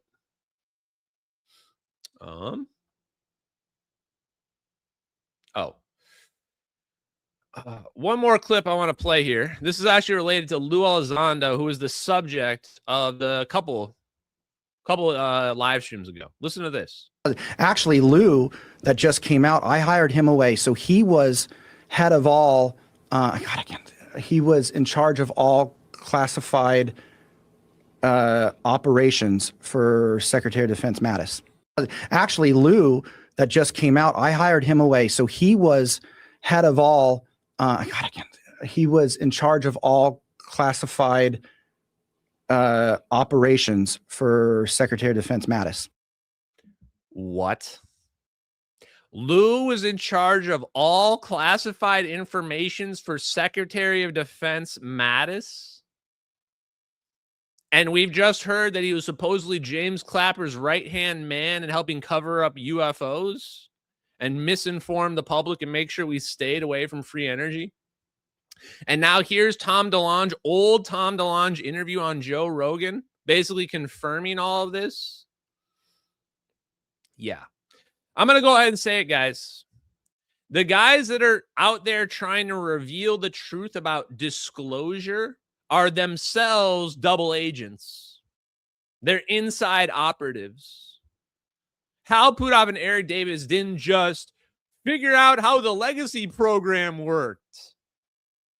If Eric Davis and Hal Puthoff really were Mulder and Scully from the X-Files, they would want to go in front of Congress and reveal what they knew.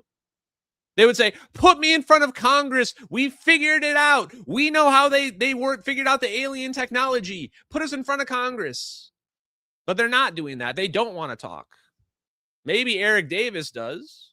Eric Davis claims that if we remove some 312 protection in his NDA, that he can just speak publicly to everybody.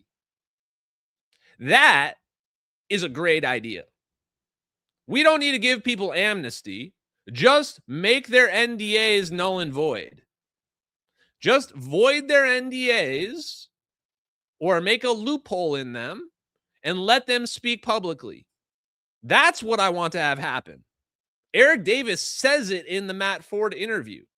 And I'm sitting here going, Chris Mellon probably reamed him for this, because Chris Mellon is definitely the mastermind behind all this fake disclosure shit, this woke disclosure shit. And he's trying to get immunity for these people that committed crimes, that they are all terrified they're going to go to prison when this gets revealed. So they're trying to get immunity so that when this comes out, they can be like, yeah, we tortured people and ruined people's lives and killed people, but like we were the good guys. We did it because we loved America. Like, dude, don't even try that. And if you guys do end up getting immunity, I'm going to go ahead and tell you right now, when the truth comes out, that piece of paper is not going to be worth shit. I'm going to wipe my ass with your immunity. That's not going to be worth anything. So if you are banking on that, Eric Davis or Lou Elizondo or Hal Puthoff or any of the rest of you, go ahead and just absolve yourself of the crazy idea that that's the case. Absolve yourself of it. What was I going to say? Oh, I keep forgetting what the thing Salvatore Pais. It'll come back to me here in a second, guys. I'm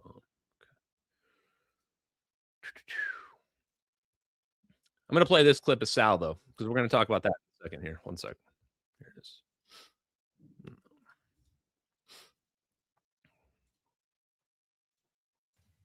and nobody believes them correct. They're called the MH370 videos, Ashton Forbes.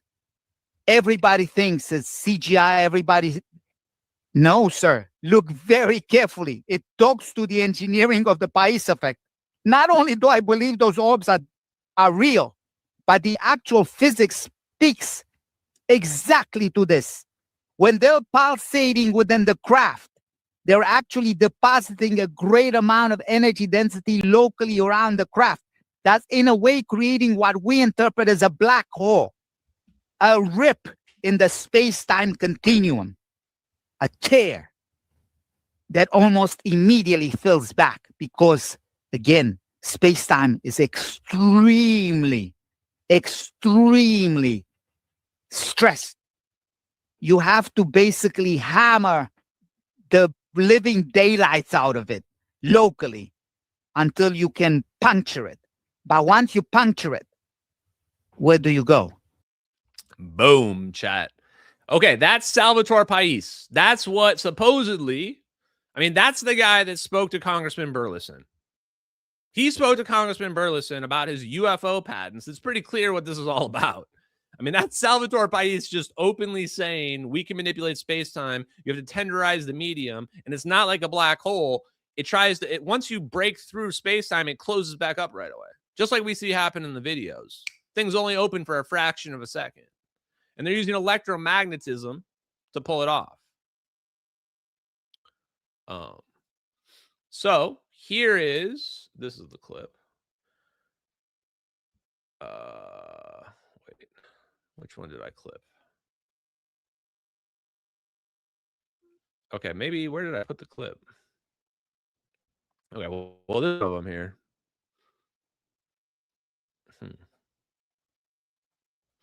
So the Y files discussed Salvatore Pais. I thought I posted it, but weirdly I'm not seeing it on my channel here. Let me scroll down and see if I can find it real quick.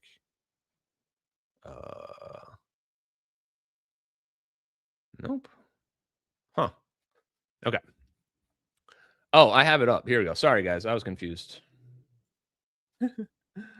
Here's the Y files. I have the whole video up. That's why I'm ready to go. There's so many links. Here you go. Okay, guys. Y files episode. Here you go. Enjoy. Project approved. That's true. Yeah, especially projects that try to gain new functions. Okay. What? Bad joke? I mean, bad joke. That's enough. Worked. And okay. Wait, where did working on the same technology. So in 2018, the patents were approved. China is doing it. Those magic words get any project approved. That's true. Yeah, especially projects that try to gain new functions. Okay. What? Bad joke? I mean, bad joke. That's enough. Okay. Now, some people are probably wondering, Ashton, what's your deal with the Y files? Number one, I'm blocked by AJ. His brother Gino probably hates my guts at this point. And the reason being is this. I met Gino at Contact in the Desert last year. They had been asked about MH370 in the videos, on their live streams, on their shows multiple times. And they seemed like they were open to it in the public responses I saw. I've never had any private correspondence with either AJ or Gino. And when I spoke to Gino at Contact in the Desert, he wanted to know like which conferences I was going to. Like he expected me to be like conference hopping. I'm like, dude, I'm a normal guy. I don't know. Right. Now, here's the reality. I think they wanted to invite me on the show, but my personality in calling them out over all this weird behavior around this has soured them. And that's fine. I don't care. I'm never going to beg to be on somebody's show. That's never going to happen. That's not who I am. But I will promise that if you do want to talk, we can talk on whatever show you want. And I'll be cordial in those responses. But they took this all personally. And so now they're kind of spiting themselves because they want to expose this. They want to talk about this 0 point energy stuff, but they've blackballed the number one guy, right? They've blackballed the number one guy on planet Earth talking about 0 point energy and the exact stuff they want to discuss. And so because of that, we get a bunch of bullshit like what you're about to watch right here. Uninformed garbage, which is what this is. Here we go. Sorry. Get back to the vid. Yeah. The inventor kept a low profile. He still does. Salvatore Pais is an aerospace engineer who worked at various secret test bases. When the public learned about the patents, the media wanted to speak to him. He gave no interviews. There are hardly any pictures of him anywhere. He barely exists on paper. Today, he works for the United States Space Force. If you find his cell number, let me know, by the way. All his patents ran on one idea, the Pais effect. Take an object and give it an electric charge. Spin charged matter fast. Spin it fast enough at the right frequency, you warp the space around it. Suddenly, the rules of physics no longer apply. A craft can be invisible or have no mass. Inertia disappears. Gravity bends around the machine instead of pulling it down. This is the same technology Sporenberg described 70 years ago, and the same technology King Boja described 1,000 years before that.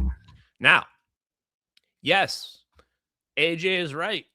This is the same technology. This is the same technology as Thomas Townsend Brown. It's the same technology as Ning Li and Eugene Plekhanov. It's the same technology as all of these guys figured out, including all the way back to Tesla. That's how far back this goes, because this is a cover-up going back 80 years. And we are the people who the spirits of those engineers are with us, begging to get this revealed because nobody has been making any progress in getting it out. And Salvatore Pais does want at least some of this to come out.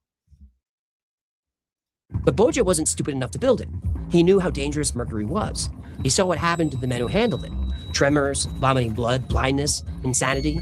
He knew one spilled barrel would Pais. Then comes the tremors. Okay, whatever. Ban new mercury mining and Oh, wait, what do I? That was it. Okay. Can't boil it out. Maybe I skipped the part where he talks about whatever. Who cares? One thing that AJ says in here, I wasn't paying that much attention, is that Salvatore Pais is secretive and not talking to anybody. Dude, I picked up the phone and I called Salvatore Pais 5 minutes after I watched that.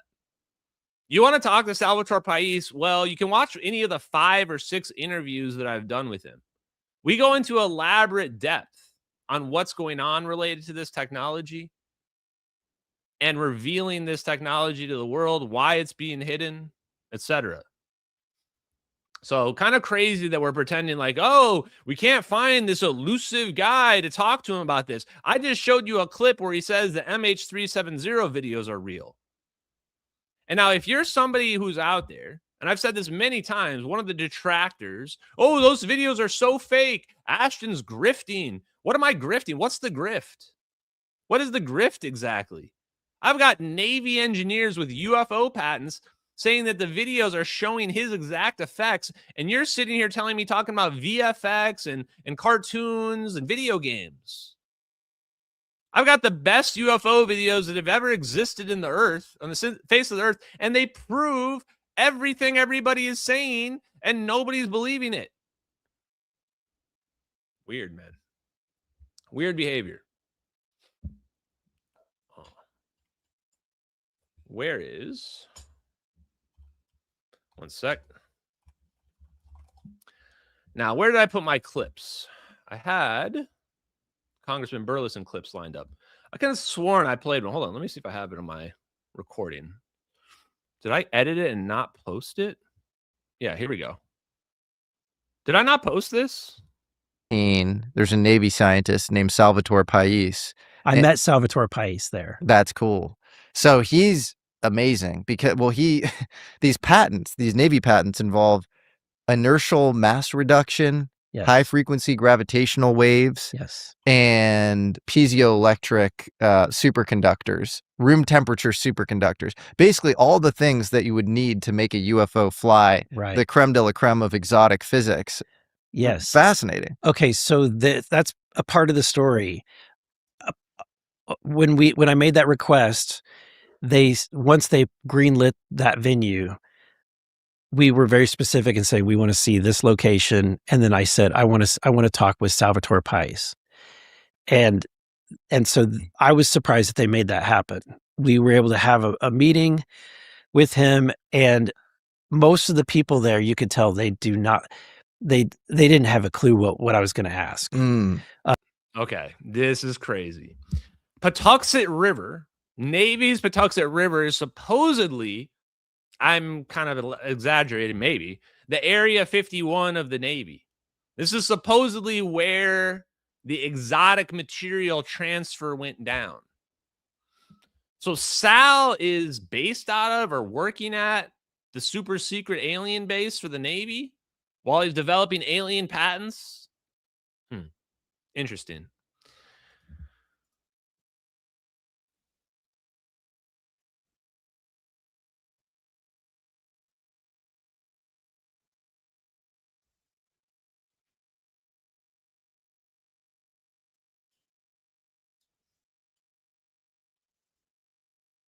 Wait, what's going on? Oh wait, I was wondering what I was doing here.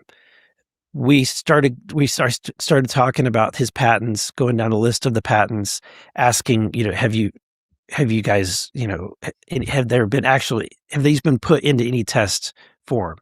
And they admitted that one of them that they did, I believe it's the anti-gravitic one, but they weren't able to have any definitive results. Now, Salvatore Pais says that was not built to his specifications, which means, and I'm not putting words in his mouth, but I picked up that had they built it exactly the way that he had designed it, they probably would have had a more definitive result. Whoa! But because it wasn't definitive, they apparently didn't move on with it. That's what they said. Apparently, he got kind of messed with too. Yeah, it also seems like they've put him in a different role. So I didn't know this. It'll be interesting. So I'm going to talk to Sal about this. We're going to set a one-on-one podcast in August, early August, and I'm going to ask him all about this. We're going to have to wait a few weeks, but I want to know all about this interview because he's saying, well, they messed with him and potentially shifted his role in the Navy. I don't know if this is true or not, but it definitely has me curious because if he came out with these patents and there was some retaliation where they had to, they had to keep him quiet. What I will say, let me play the rest. And he seems very scared to talk to anybody. Every time I communicate with him, it's very cloak and dagger, he's often feels kind of it's like a fearful vibe. Yeah. And there was even a moment I interviewed him and it was really hard to get the interview. We did in some janky motel near Pax River, and one of the cameras broke down and the audio sucked. But I got to a certain level of the science where he freaked out and he goes, "Jesse, stop right there.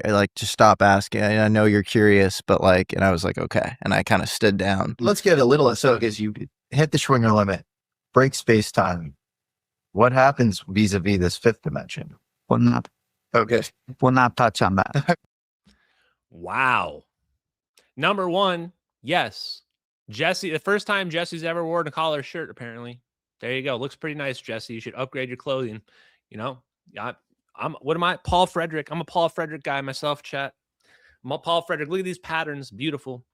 Number two, Sal should be afraid. Yeah, Sal is afraid. You know why he's afraid? Because he's revealing a super secret technology that the government has been desperately trying to hide for 80 years. He's much more at risk of being assassinated. When I text with Salvatore Pais, I usually get one-word responses at this point because we both know that they're tapping our phones, listening to the conversation. They definitely have legal authority to listen to anything that Sal says on his phone. And they probably do for me too, because I have my own clearance with the government. So yeah, they're probably listening. Totally makes sense. I'm not worried because I'm not revealing anything that I know to be secret. I mean, I know it is, but I don't know, Now, he just said the truth right there. Listen to this part. Listen to this clip. Was this clip in the original interview that Sal did with Jesse Michaels? I was like, okay. And I kind of stood down. Let's get a little, as you hit the Schwinger limit, break space time. What happens vis-a-vis this fifth dimension? We'll not touch on that. Leave it there, Jesse. Trust me on that. Leave it there. We nerded out about the science a little bit, and I'm just like a hobbyist on trying to understand quantum physics and that kind of stuff. But I could tell that the only person in the room that was tracking with Dr. Pais was Dr. Kozlowski, John Kozlowski, who was there. And so he was tracking. I was barely keeping up. But most of everybody else that was in that room walked out of there not understanding anything that we were talking. Very revealing. The answer is the extra dimension. That's clearly where the line is. Why? Because that's where the free energy is. If you want to know where the line is in the classified physics, just look at where free energy exists. Free energy is what they can't talk about. The extra dimension and tapping into that is what they can't talk about. It seems crazy that's what's classified, but it is. That's what it's all about. Sal gets asked about how do you tap into this extra dimension, and so he says, I'm not touching that. Boom. Not going to talk about it. Wow. Here's another clip. What was I going to go to right there? Actually, one second. What was I thinking? Crap. I'll think about it. Here we go. Let's go back to this one. Here's his follow-up with Congressman Burlison. Here he is talking about plasma orbs. Same video, a little bit later. And what they interact with are basically glowing orbs. Those orbs that have been described, whether they're called plasmoids, whatever you want to call them, they're like 3 meters in diameter, sometimes smaller, sometimes bigger. And they have different shades of color that they glow in, but they are some type of spherical, nebulous, what's described as like a ball of plasma. What you would want to think a ball of plasma would look like. I don't think anybody's ever touched one to know that it's like superheated material or anything, but it definitely was messing with the helicopter when it got there. They operated intelligently, and then at one point there were some F-16s that were scrambled. These things appeared to like shoot up and chase or follow the F-16s. So when you're here, imagine you're me, you're sitting in the office of the Director of National Intelligence in a skiff, and they're briefing you with firsthand, accounts from people that were there. And they said, sir, this has brought this investigation from being priority number 500 and something to top 10 of priorities for this government to figure out what's going on. I mean, everybody's talking about plasma orbs. Everybody's talking about them. The conversation about UFOs has completely changed from being about flying saucers to nobody cares about flying saucers anymore. It's all about energy orbs and plasma orbs. And you might say, Ashton, why? How does this make sense? It makes sense because we've been advancing this technology, and we've advanced it to the part where we don't need flying saucers anymore. We've now got fully plasma-based fusion reactors that are tiny fusion reactors that can fly around and do anti-gravity drone effects without somebody inside of it. We don't need a flying saucer with someone inside of it anymore either. So this is actually some of the best evidence for why it's actually human technology that's been getting advanced periodically. We're seeing incremental advancements. If we were looking at alien technology, we wouldn't be seeing incremental advancements. It would already be super advanced beyond what we could imagine. It wouldn't be getting suddenly better in the same cycle as we're getting better. That makes no sense. Congressman Burlison also brought up that the new Aero director was in the room with Congressman or with Salvatore Pais. So I don't know who was all in that room. I'd be very curious to who's there. I don't know how much they can talk about. And it's okay. You don't need to tell me what they talked about. Obviously, they talked about extra dimension stuff because that's what the answer is. Let me go switch over to this real quick. This right here is Eric Davis from the same interview we were just watching. This is one of the most interesting clips from that interview. You ready for this? That insider threat is a big component of counterintelligence. Insider threat is a big component of counterintelligence. And this is actually right after Eric Davis talks about how many classes or how many reminders he has to do per year for his security training to make sure he's not revealing classified information. And that's very interesting. So you link that with Kirkpatrick's role and Gaffney's role, and it's like, well, what people might know by now, I don't. Glenn Gaffney was the director of the Science and Technology Division of the CIA in 2013. Sean Kirkpatrick was the head of AARO, All Domain Anomaly Resolution Office, that was in charge with investigating the UFO stuff, including my report of MH370. Now, we're about to hear something very interesting about these two that nobody knew, I don't think. People might know by now. I don't know if they do, but Gaffney was actually Kirkpatrick's mentor.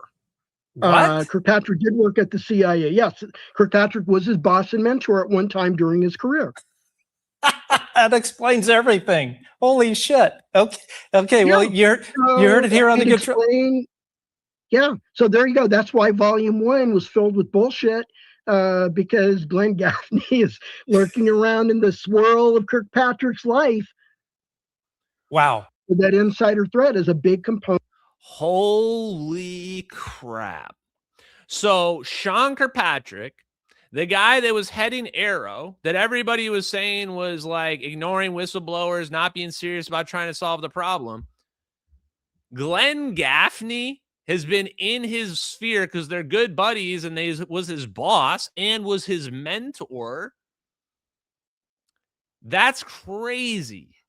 This goes to show the tendrils of the deep state are in every aspect of the national security apparatus. They're in the literal people who are supposed to be revealing and exposing this. They control that. The CIA that has all the bells and whistles of all this super advanced technology, they control that as well. You better bet they also control the Department of Energy. This is why we call it the deep state, because these are unelected bureaucrats that is basically the equivalent of me working my way up my healthcare IT role. And I get high enough in my healthcare IT role, and I find out we have a secret AI algorithm that controls everybody's healthcare. I mean, this isn't real. I'm making this up, just in case people are wondering. But imagine that was the case. Like, I get up high enough in my healthcare IT job, and now I'm like, oh, shit, we have magical technology that controls the world. Sweet. Now I control this. Now I get to decide what happens. Everybody would agree if that's the case, that's messed up. But apparently that's what's going on right now, and that's what they're covering up, and that's why they're so terrified of all this UFO stuff coming out. Because these people are so corrupt. They're the worst kind of corrupt as well. The woke kind of corrupt is the worst kind. They're the kind who will virtue signal. They'll virtue signal about how good they are and how you should love them. And meanwhile, their actions are the exact opposite of what they virtue signal. This is why I hate woke people. They'll be like, we want to reveal this for the good of humanity. We got to reveal aliens for the good of humanity. You're like, whoa, that's awesome. But hey, are you hiding free energy? Oh, you're hiding free energy, though. So you're not actually good in any respect. You're actually evil as fuck. And the fact that you're lying about the free energy aspect while trying to present aliens like some kind of virtue, that's the sickest shit of all. You have to be beyond fucked in the head to think that you're on the side of good when you're lying, trying to tell people about aliens while not talking about free energy and teleportation. When you're lying, going, the plasma orbs aren't fusion reactors. Okay, well, what's their energy source then, dipshit? What's the energy source of those plasma orbs then, huh? Smart guy? Jeez, these people. So, let me see what else we got here. I think we're starting to run dry on topics. Give me a sec. I had so many clips. Oh, let me go back to this Jesse Michaels thing here. So I think there's a little bit more. I can't remember. We'll see. Fascinating. Wow. Yeah, it's Grush just did this, press conference in DC that I know you were at, and he was asked about like the various types of life morphologies, the body types, that sort of thing. And he gets into this idea of sentient plasmoid life. How many species are you aware of? I certainly don't have the compendium. It's a continuum from corporeal bipedal type life to what I would consider as like sentient plasmoid life. But there are several that the U.S. government is aware of. And that does seem to be like this sort of recurring theme. That seems to me of a different variety than like a saucer and a hanger, like whatever Bob Lazar worked on. Right. Do you have a good? I think one of the things in this space that's like missing is like categories, a taxonomy, of because it's just there's so much and there's so many disparate things likely happening. Do you have a sense of that sort of taxonomy? Do you have like a map of this stuff? Well, certainly you hear about the different things that you often see, whether it's the triangles or the saucers. Okay, well, so you guys get the point. Actually, let's let this play out. Hold on. Saucers, right? Or the orbs. I don't know that they may be congruent with each other. For example, maybe you see the plasma sphere before the orb or the saucer comes through it. Maybe it's a way of it, breaking the normal laws of physics or what we would describe as. I think the better answer is that they basically just been developing it, and it's been getting better and better as time goes on. That seems to be the most logical explanation. Now, a few more points before we close out for tonight. I think we hit a lot of these. What did I miss? Why is Sal not being brought on? Why is Sal not being brought on the podcast? Why is Sal not being brought in front of Congress?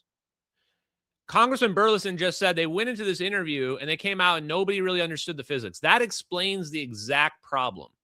The problem with this technology is not that somebody has to prove it. Nobody understands it. If you don't understand it, how do I prove it to you? I can build something and you're going to say, well, that's fake because you don't understand how it works. The issue is psychological. The issue with disclosure is psychological. All the proof already exists. All the papers already exist. All you have to do is read them like I did. The issue is everybody's waiting around for the authority to tell them what's true. Grok, is this true? Everybody's waiting for Grok's update to tell them. Grok suddenly says the MH370 videos are real. Grok suddenly says that quantum vacuum extraction is possible. Everybody's waiting for the authority to tell them instead of for them to make up their own mind and figure it out. Sal and I also said, and we agree, that these people are not read in, the whistleblowers. The whistleblowers are not read. They're not on the bigot lists. They don't know about these special access programs. We are in full alignment that the problem that's happening is that these whistleblowers that are coming out, they don't know. The reason why they think the MH370 videos are fake is they're not in the know. They don't have a reason to know about this. They saw something they don't understand, and they made a wrong conclusion it must be aliens based on incomplete information. Remember the bigot lists. The bigot lists are the people who have access to the special access programs that would be the only people that know about the secret technology that we have. And those are extremely limited. The defense contractors specifically probably have a lot of the positions on those lists. That's why this legacy program, why it's been able to be kept secret, because it's not just in the government. It's actually mostly being held by private defense contractors that the government can call upon whenever they need. You get it? And Sal and I have come out and completely monkey wrenched this narrative. He and I are in agreement that they're trying to present this narrative that like the aliens have the stuff we see out there is aliens and humans can't figure it out. And this is insulting to the engineers. It's insulting to the engineers when they say, oh, we can't figure it out. We can't understand this technology. And it's doubly insulting when you yourself called out the papers. I have one last clip for you tonight. And this one is your boy, Hal Puthoff. You address this issue. High-level security.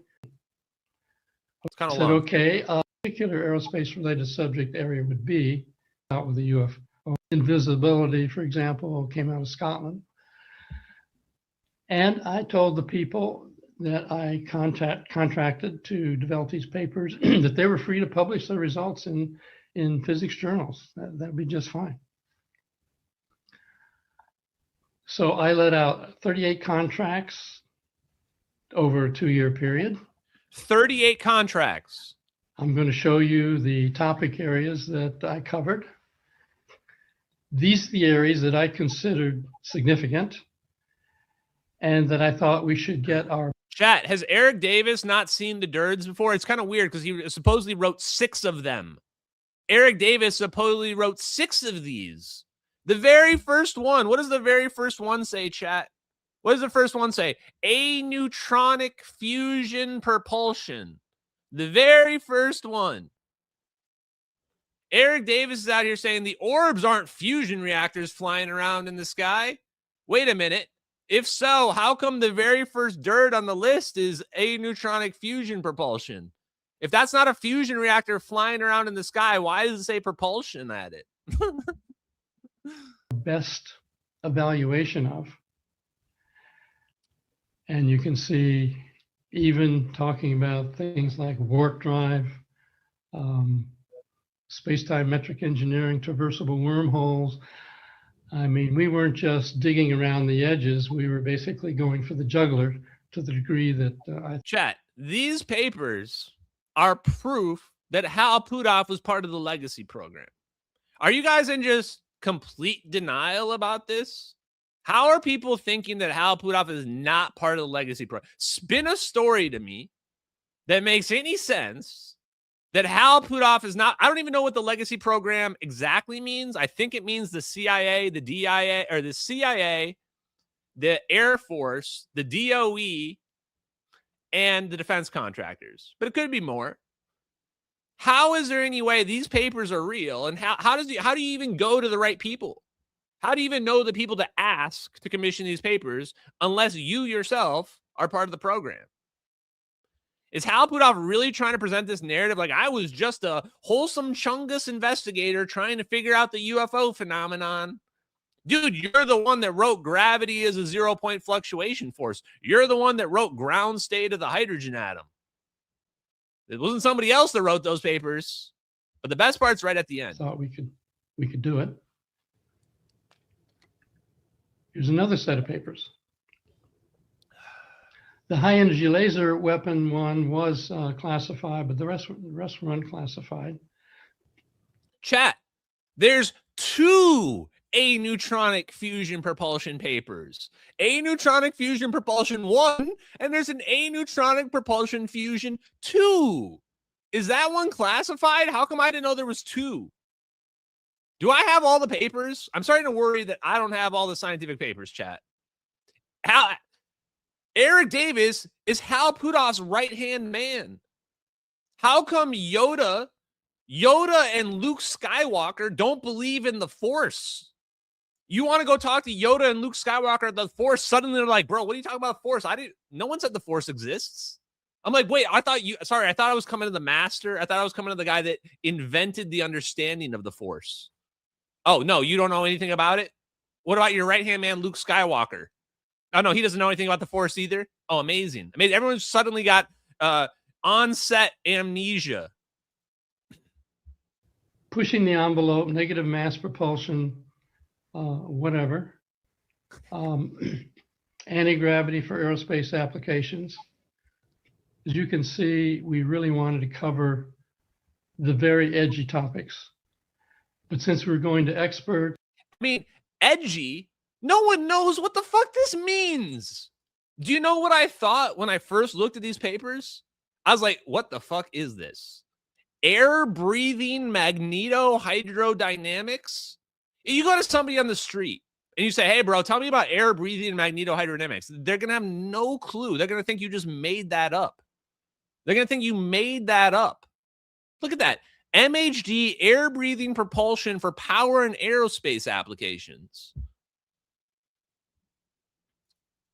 It's like, yeah, we were shooting around the edges.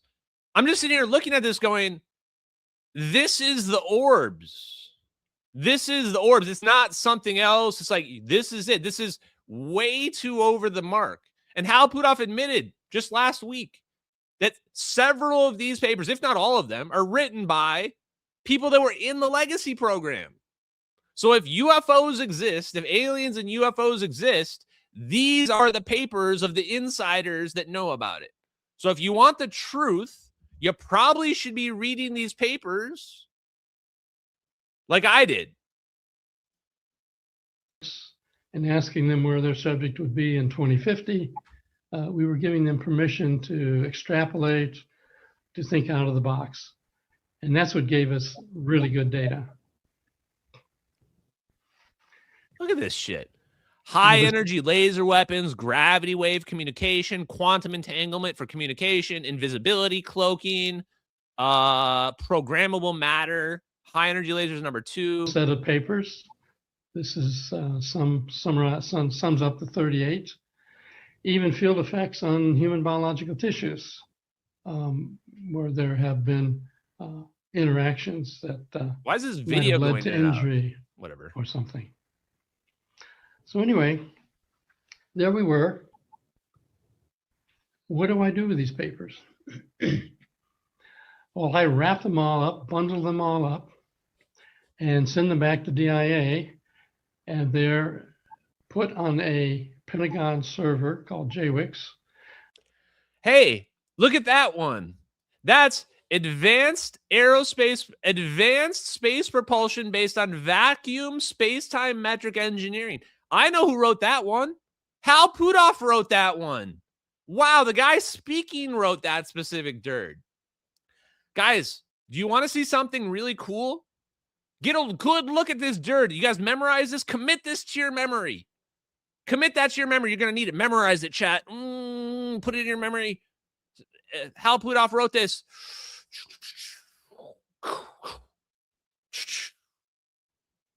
Whoa, chat.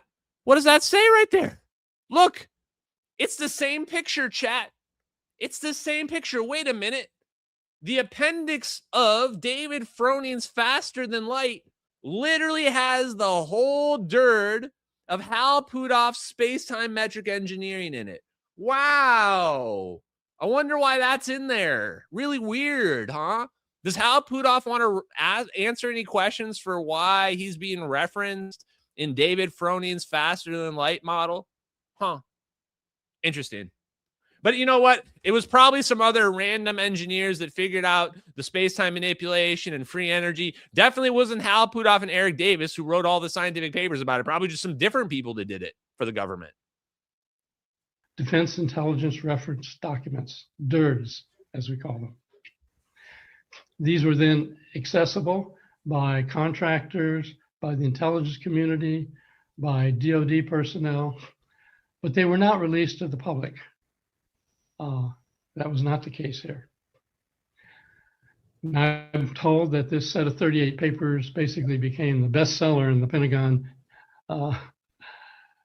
JWIC system for some bestseller papers. So these scientific papers were not made available to the public right away, and everybody was reading them in the Pentagon. And people are sitting here wondering, Ashton, what are they covering up? Oh, it could be anything. It's probably aliens. Chat, there's no aliens in any of those papers. Not one of those papers is about aliens. Those papers are about technology, free energy, warp drives, fusion propulsion, invisibility, everything else that's not alien related. And yet when these guys are going on podcasts, the only thing people want to ask is, how many aliens did you see? Which demons followed you home from Skinwalker Ranch? I wish I could be making this up, chat. Eric Davis told a real story about, I don't know, Sean Kirkpatrick or one of these spooks, I think it was Jay Stratton. Jay Stratton, he says, got followed home by a demon from Skinwalker Ranch. This is the guy telling you there's no credible videos of an airplane in flight. What are you talking about, dude? Are there normally credible videos of airplanes in flight? Okay, last thing for tonight, guys. Eric Weinstein is funding all these people. Eric Weinstein is funding Kurt Jaimungal. And I'm presumably it's going very poorly. I don't think any of these people are making money. I don't think Matt Ford's Good Trouble Show is making any money. I think most of these podcasters are losing money. In fact, Jesse Michaels might not even be making money because production is really expensive. And yeah, you might have a video or two, but if you're not getting paid from super chats, I don't know how good the money actually is. But the key point is Eric Weinstein is funding these people. I presume he's funding Jesse Michaels. I don't know that for a fact, but it would make a lot of sense given how close they are. I do know, or this is a rumor, let's say, that he's funding Kurt Jaimungal. And this is important because you start to realize it's easy to blackball somebody if you control all the podcasters. If you're like, hey, if you tell Jesse, don't have that Ashton guy on, I don't like him, he was mean to me, right? Or you tell Kurt Jaimungal, that guy's science doesn't make any sense, don't talk to him. Well, you know what? Don't come complaining about your low ratings. Don't come crying about, please donate, please follow, please keep my show alive. You know what? If you're not willing to talk to the guy that everybody wants to hear from, if you're not willing to debate and discuss ideas with the guy that has more followers on social media, on Twitter, than anybody else in the UFO community, then don't even bother complaining. If you're blackballing people from your own show, and then you're complaining that you can't keep your show alive anymore, well, that's kind of on you, isn't it? Maybe your show deserves to die if you're acting like a gatekeeper, pretending like you're the arbiter of what's true. That's the message I want you guys to remember that are out there, because I was always willing to help out everybody. Keep in mind, we had not just started this MH370 rodeo. This started over 3 years, nearly 3 years ago. And all these people never once wanted to talk to me. In some cases, blackballed me. Same way that I'm not on Tim Pool again. I guarantee the reason why I'm not on Tim Pool is because I called out Josie as being a mean girl bitch, which she is. She's a horrible person. But she's also Tim Pool's good friend. And what they do is they blackball you if they don't like you, or if you hurt their feelings, or if you told the truth about them, right? And here's the truth. I don't care. I don't care. I'm going to make it so awkward that when you do have to talk to me, the first question is going to be, why did you take this long?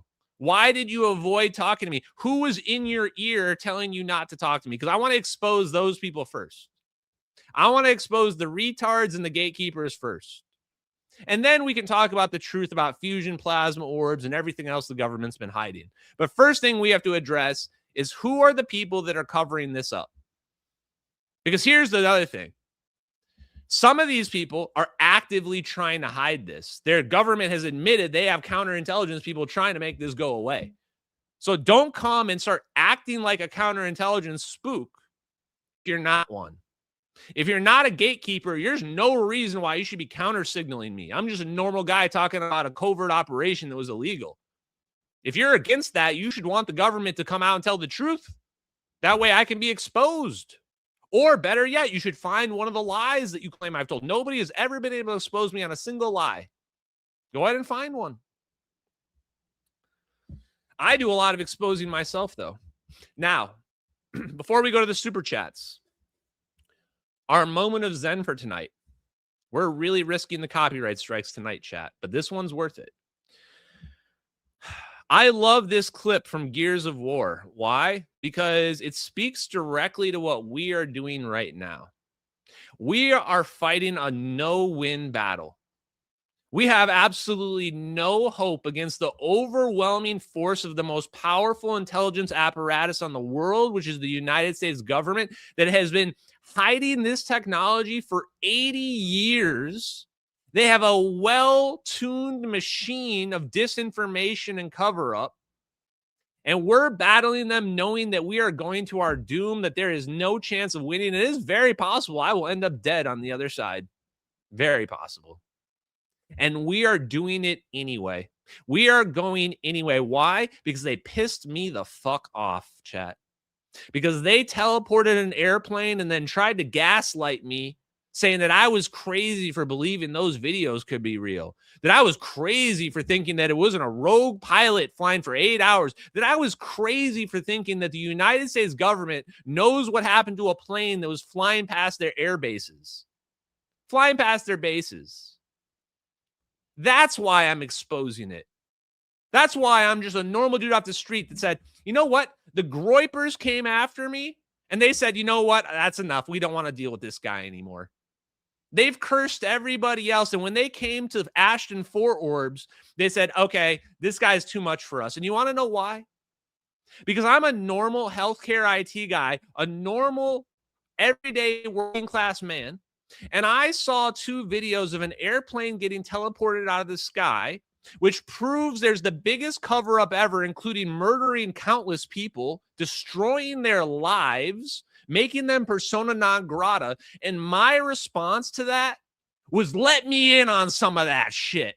Oh, we're exposing the biggest cover up ever and it's a straight up doom mission? Sign me up. Put me on the front lines, coach. I'm ready to go in. That's why I love this clip right here. And that's what I feel every time I watch this.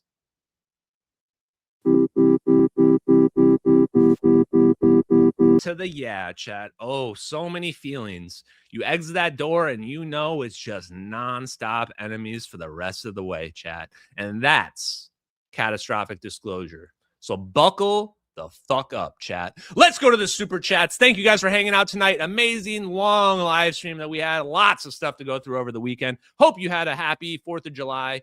Double ums. Thank you very much for that super chat. Appreciate you. Lulu Sighting Fan Club. Also, shout out to Laughing Cat. Laughing Cat, I saw you throwing a donation for a question to Eric Davis, K Sierra, and the other guys in the Rumble chat. Shout out to you guys, TF13. Everybody who's been making the Rumble chat blow up. I love you guys. Thank you very much. Everybody in our Pilled chat as well who's been getting huge. Thank you guys for hanging out. Why did I have rice-a-roni in my eye? Apparently that was a piece of rice or something. I'm guessing I rubbed my face with something that had something on it. I apologize, guys.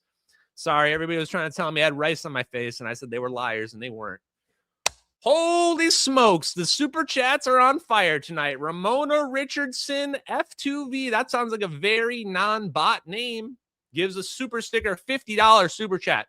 Thank you so much, Ramona. Appreciate it. That is an amazing super chat. Zappariah and Zapparoo chat, true story.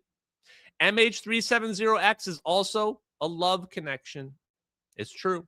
We are matchmakers. People that both have a shared love of 0 point energy will find each other in any reality. Very true. Thank you very much. I appreciate it.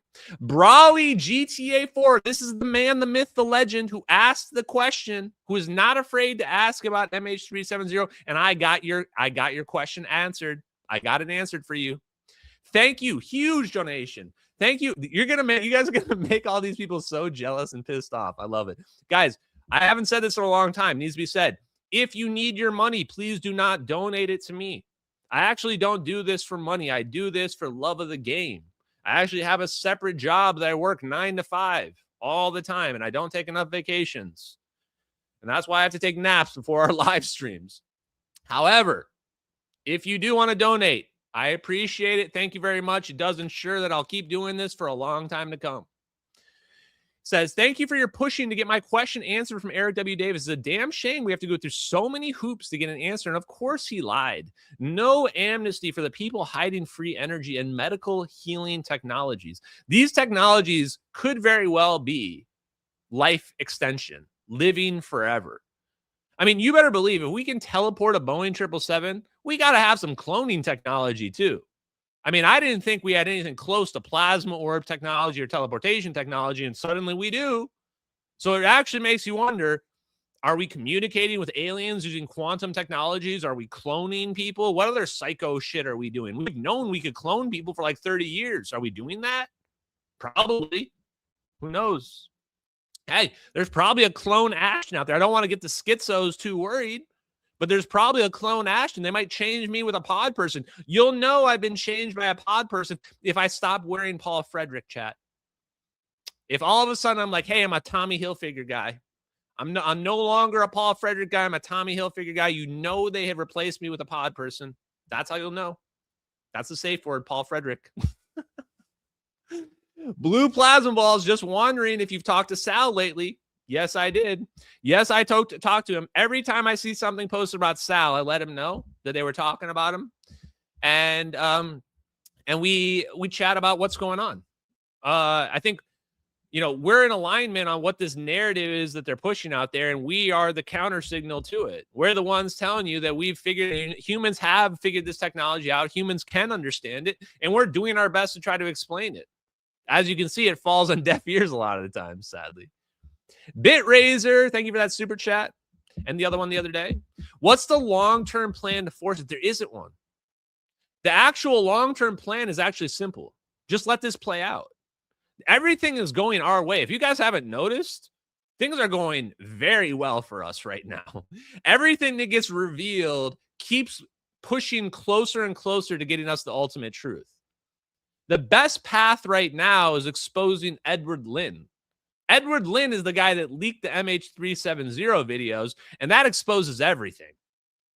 Once you realize those videos are real, then you realize we have this technology, then you figure out what the technology is, and it goes back to the same people the UFO people have been talking about. That's the best way. But even without that, we can just wait this out. The reason why they're so terrified is that they're the ones with the clock. They've got the shot clock. Eventually, people are going to start figuring this out from the public perspective. All the physics is there, the experimental data is there, and more experiments and more physics will continue to prove it to be real. And it'll become harder and harder to avoid. And at some point, there's going to be a huge inversion where everyone's like, wait a minute, this 0 point energy was real the whole time. And then they're going to look back and be like, what about that 0 point energy influencer guy that said we teleported the plane and all this stuff? That's why I'm doing what I'm doing right now, because I've already seen the future. So when that happens, I want everybody to say, oh, go back and watch Ashton's live streams. Pick your favorite one. He explained all of this already for years. So the plan is just watch. Watch and counter signal everything they do. Yes, I'm going to counter signal everything these people do. Everything the woke disclosure people do, I'm going to be there counter signaling them. Every interview they do, I'm going to be counter signaling them because they deserve it and because they're lying. No other reason. Timothy Foster, my boy, thank you very much again for all your super chats. Says, good afternoon, Ashton and fellow Orbies. Let's continue the journey. Thanks. Thank you, Timothy Foster. Exactly. 6 Night Slayer 9. And by the way, for the people that may say, Ashton, but then your grift is ongoing forever. No, it's not. They can admit the truth anytime they want. There's an exact endpoint for this, is when they admit the truth about MH370 and we're done. And you say, Ashton, okay, well, you're grifting and you're just saying this lasts forever. If you think I'm grifting, then your number one thing you should be doing is demanding the government issue a statement about the videos. Why don't you want the government to issue a statement about the videos? If you think they're fake, then the government should just come out and say these videos are not real. And then that's the end of it. They're never going to do that. And you know why? Because they're not fake. They're 100% real. And the government can't say they're fake because they know they're real. And if they come out and say they're fake, they know they'll be lying and they know they'll get caught lying and they know someone's fucking cooked. That's why they're not admitting it. So don't even bother coming at me with any of that shit, because if you're not asking the government to issue a statement on these, then what's the point? We should be perfectly aligned. Anybody who's an honest skeptic, which there's not very many, should be perfectly aligned that we all want the government to issue a statement. We want answers to the question. These videos aren't going away until they start answering questions. There you go. Or find the hoaxer. People keep saying these are fake videos. Somebody had to make them, then find that hoaxer. I found the guy that leaked the videos. You can't find the guy that hoaxed the videos? How come? Oh, because they don't exist. Oops. It's literally impossible to find a hoaxer because there is no hoaxer. No one ever made the videos. I mean, I don't know how this doesn't give people pause when you're like, hey, man, where's the plane? Or you're like, hey, man, who do you think made those videos you keep saying are fake? I don't know. I don't have to answer that question. Yes, you do. You're the one saying that they're fake. It was a random jokester on the internet made fake military videos. Don't worry about who they are. You guys are just dumb. Just dumb. 6 Night Slayer says, hey, brother, could you please comment on Dr. Stephen Greer's ultimatum? How confident are you that Stephen Greer considers the info you dug up? I sent him the Edward Lin information. through his proxy Raven, who I think is his podcast producer. It could show up in there. I don't know. He could use it for his own benefits as well. I don't really know. I will say that Congressman Burlison just upvoted the question that I asked of him privately just now. Actually, I asked him yesterday about the physics, which I said, look, I'm telling you the truth. This is how it works. So take that for how you will.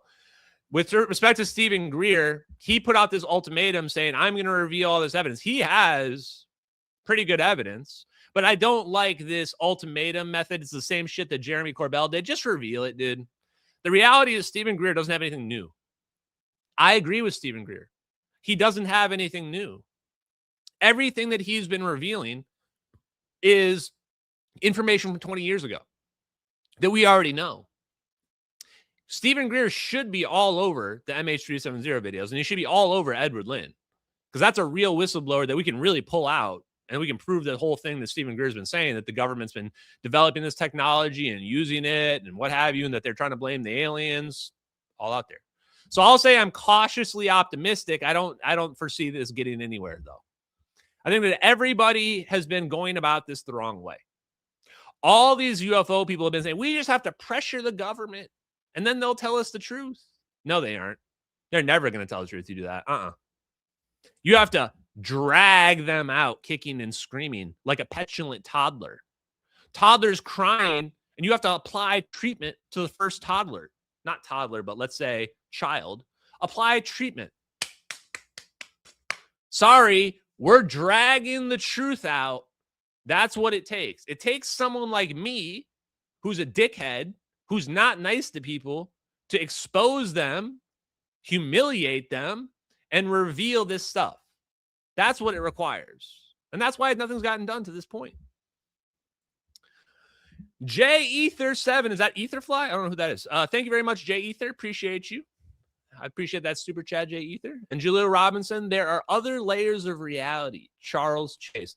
I couldn't be more sure that Charles Chase might be the legacy program director, or he might have been the legacy program director.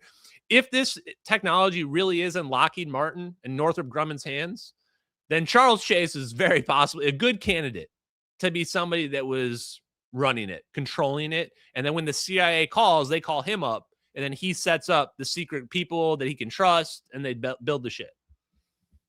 And I say this in the most respectful way. I love Charles Chase. I love Al Puthoff too. In fact, I love Eric Davis. I just wish they would stop lying. I wish they would just tell the truth about what they really know and stop lying about free energy. At least Charles Chase, he's the one that I feel like I could break him the easiest. Charles Chase would be the easiest. I feel like that guy can't even lie. If I pressed him, he would have to reveal it. Number 2, Eric Davis would be second hardest, but Eric Davis would be easy to point out his own contradictions. Hal Puthoff would be the hardest one to break. Hal Puthoff, I don't think anybody's breaking him. That guy, he's just never revealing it. He's too well trained. William Richardson, thank you for that super chat, guys. Wow, these super chats are going crazy tonight. The instant acceleration UAP video at 25% and 5% speed looks like spiraling triple points. Maybe. Hard to say. I would say don't read too much into that. The instant acceleration video, I'm cautiously optimistic about. I agree with that Mark Severe guy or whatever who always argues with Mick West. I think when the camera stops, it's already started to accelerate. So I think we are seeing some anomalous acceleration there. But at the same time, I think that it's not the most conclusive video. We could, I'm sure, I know they have something much more conclusive than that. We're watching a plane get teleported. So thank you very much for that super chat. That one is an interesting video. Probably my favorite of the newest reveal. Oh, it's Amanda. Hey, Amanda, my favorite Twitter follower from a long time back. Huge super chat. Wow, Amanda. Thank you very much for that super chat. MH370X is the real deal. No grift, just unmatched passion for the truth. Answers in free energy. Sending love. Amanda, I hope you had a really great 4th of July. I appreciate it. Plasma Mandela. Plasma Mandela. That's funny. William Richardson. So at least I think that's the same Amanda. I think it looks like her. William Richardson says maybe a wormhole is like a spinning tornado in shape. The spinning harmonic ring generates the cavitation. That's a very good idea. And I think that's consistent with what Hal Puthoff was saying those EVs are doing on the small scale. He's saying these EVs act like a negative energy potential, which causes an attractive force, potentially like a cavitation type force, which is also what we see in sonoluminescence. Sonoluminescence, guys, if you haven't checked it out, according to Tom Vallone, sonoluminescence itself is tapping zero.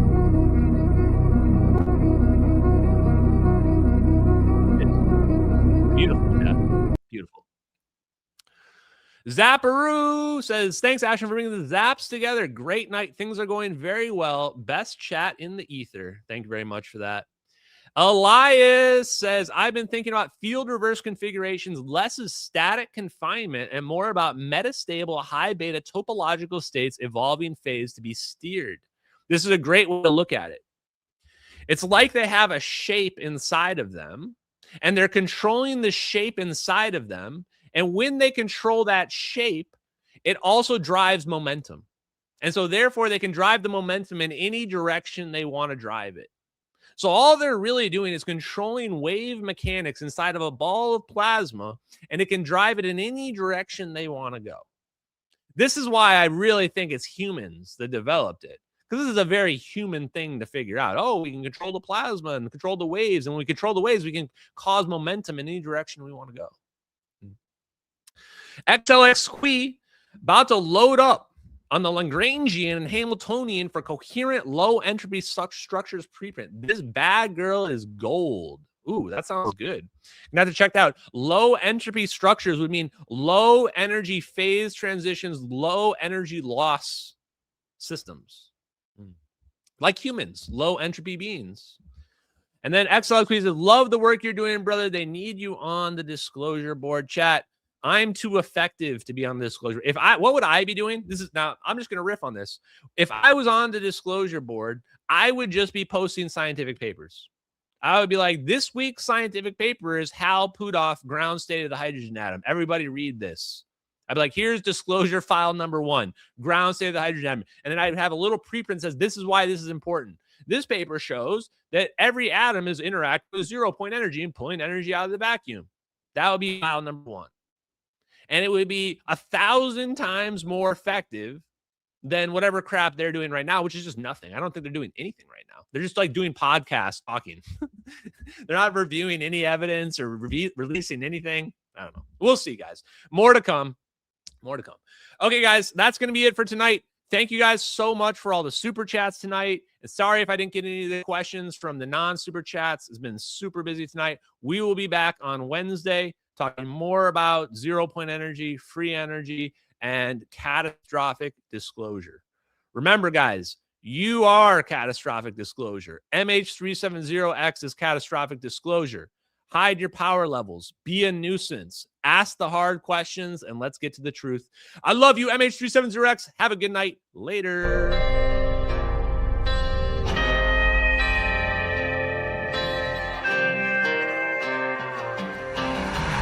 In the fields where the skies are wide, talking about a journey through the cosmic ride. Einstein and Thorne, they set the stage for a trip through time across the space age. Wormholes connect distant points in space, traversable paths to a far off place. No black holes pull, no crushing weight, just a cosmic tunnel to a distant gate. Talking wormholes, stargates, negative energy, travel through the cosmos, it's our destiny. MH370, where did it go? Bowling 777 through a wormhole flow. We're talking wormholes, stargates, negative energy, travel through the cosmos, it's our destiny. MH370, where did it go? Bowling 777 through a wormhole flow.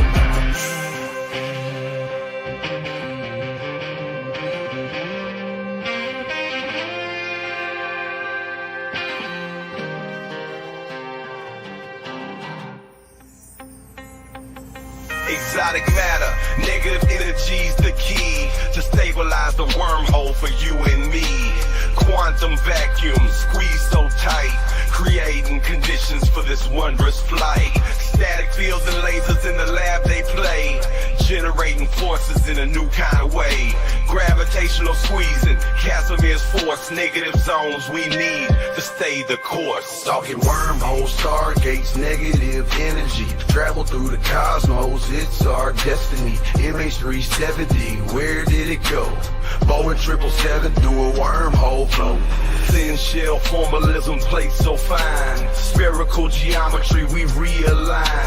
Energy conditions that we must defy. For a stable wormhole, let's give it a try.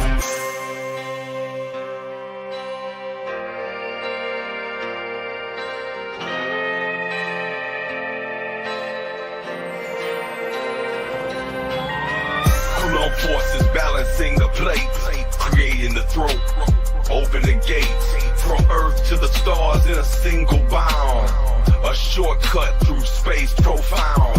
Engineers and dreamers hold the key to future worlds and what we could be. With science in hand, we forge ahead through the cosmic paths that we now tread.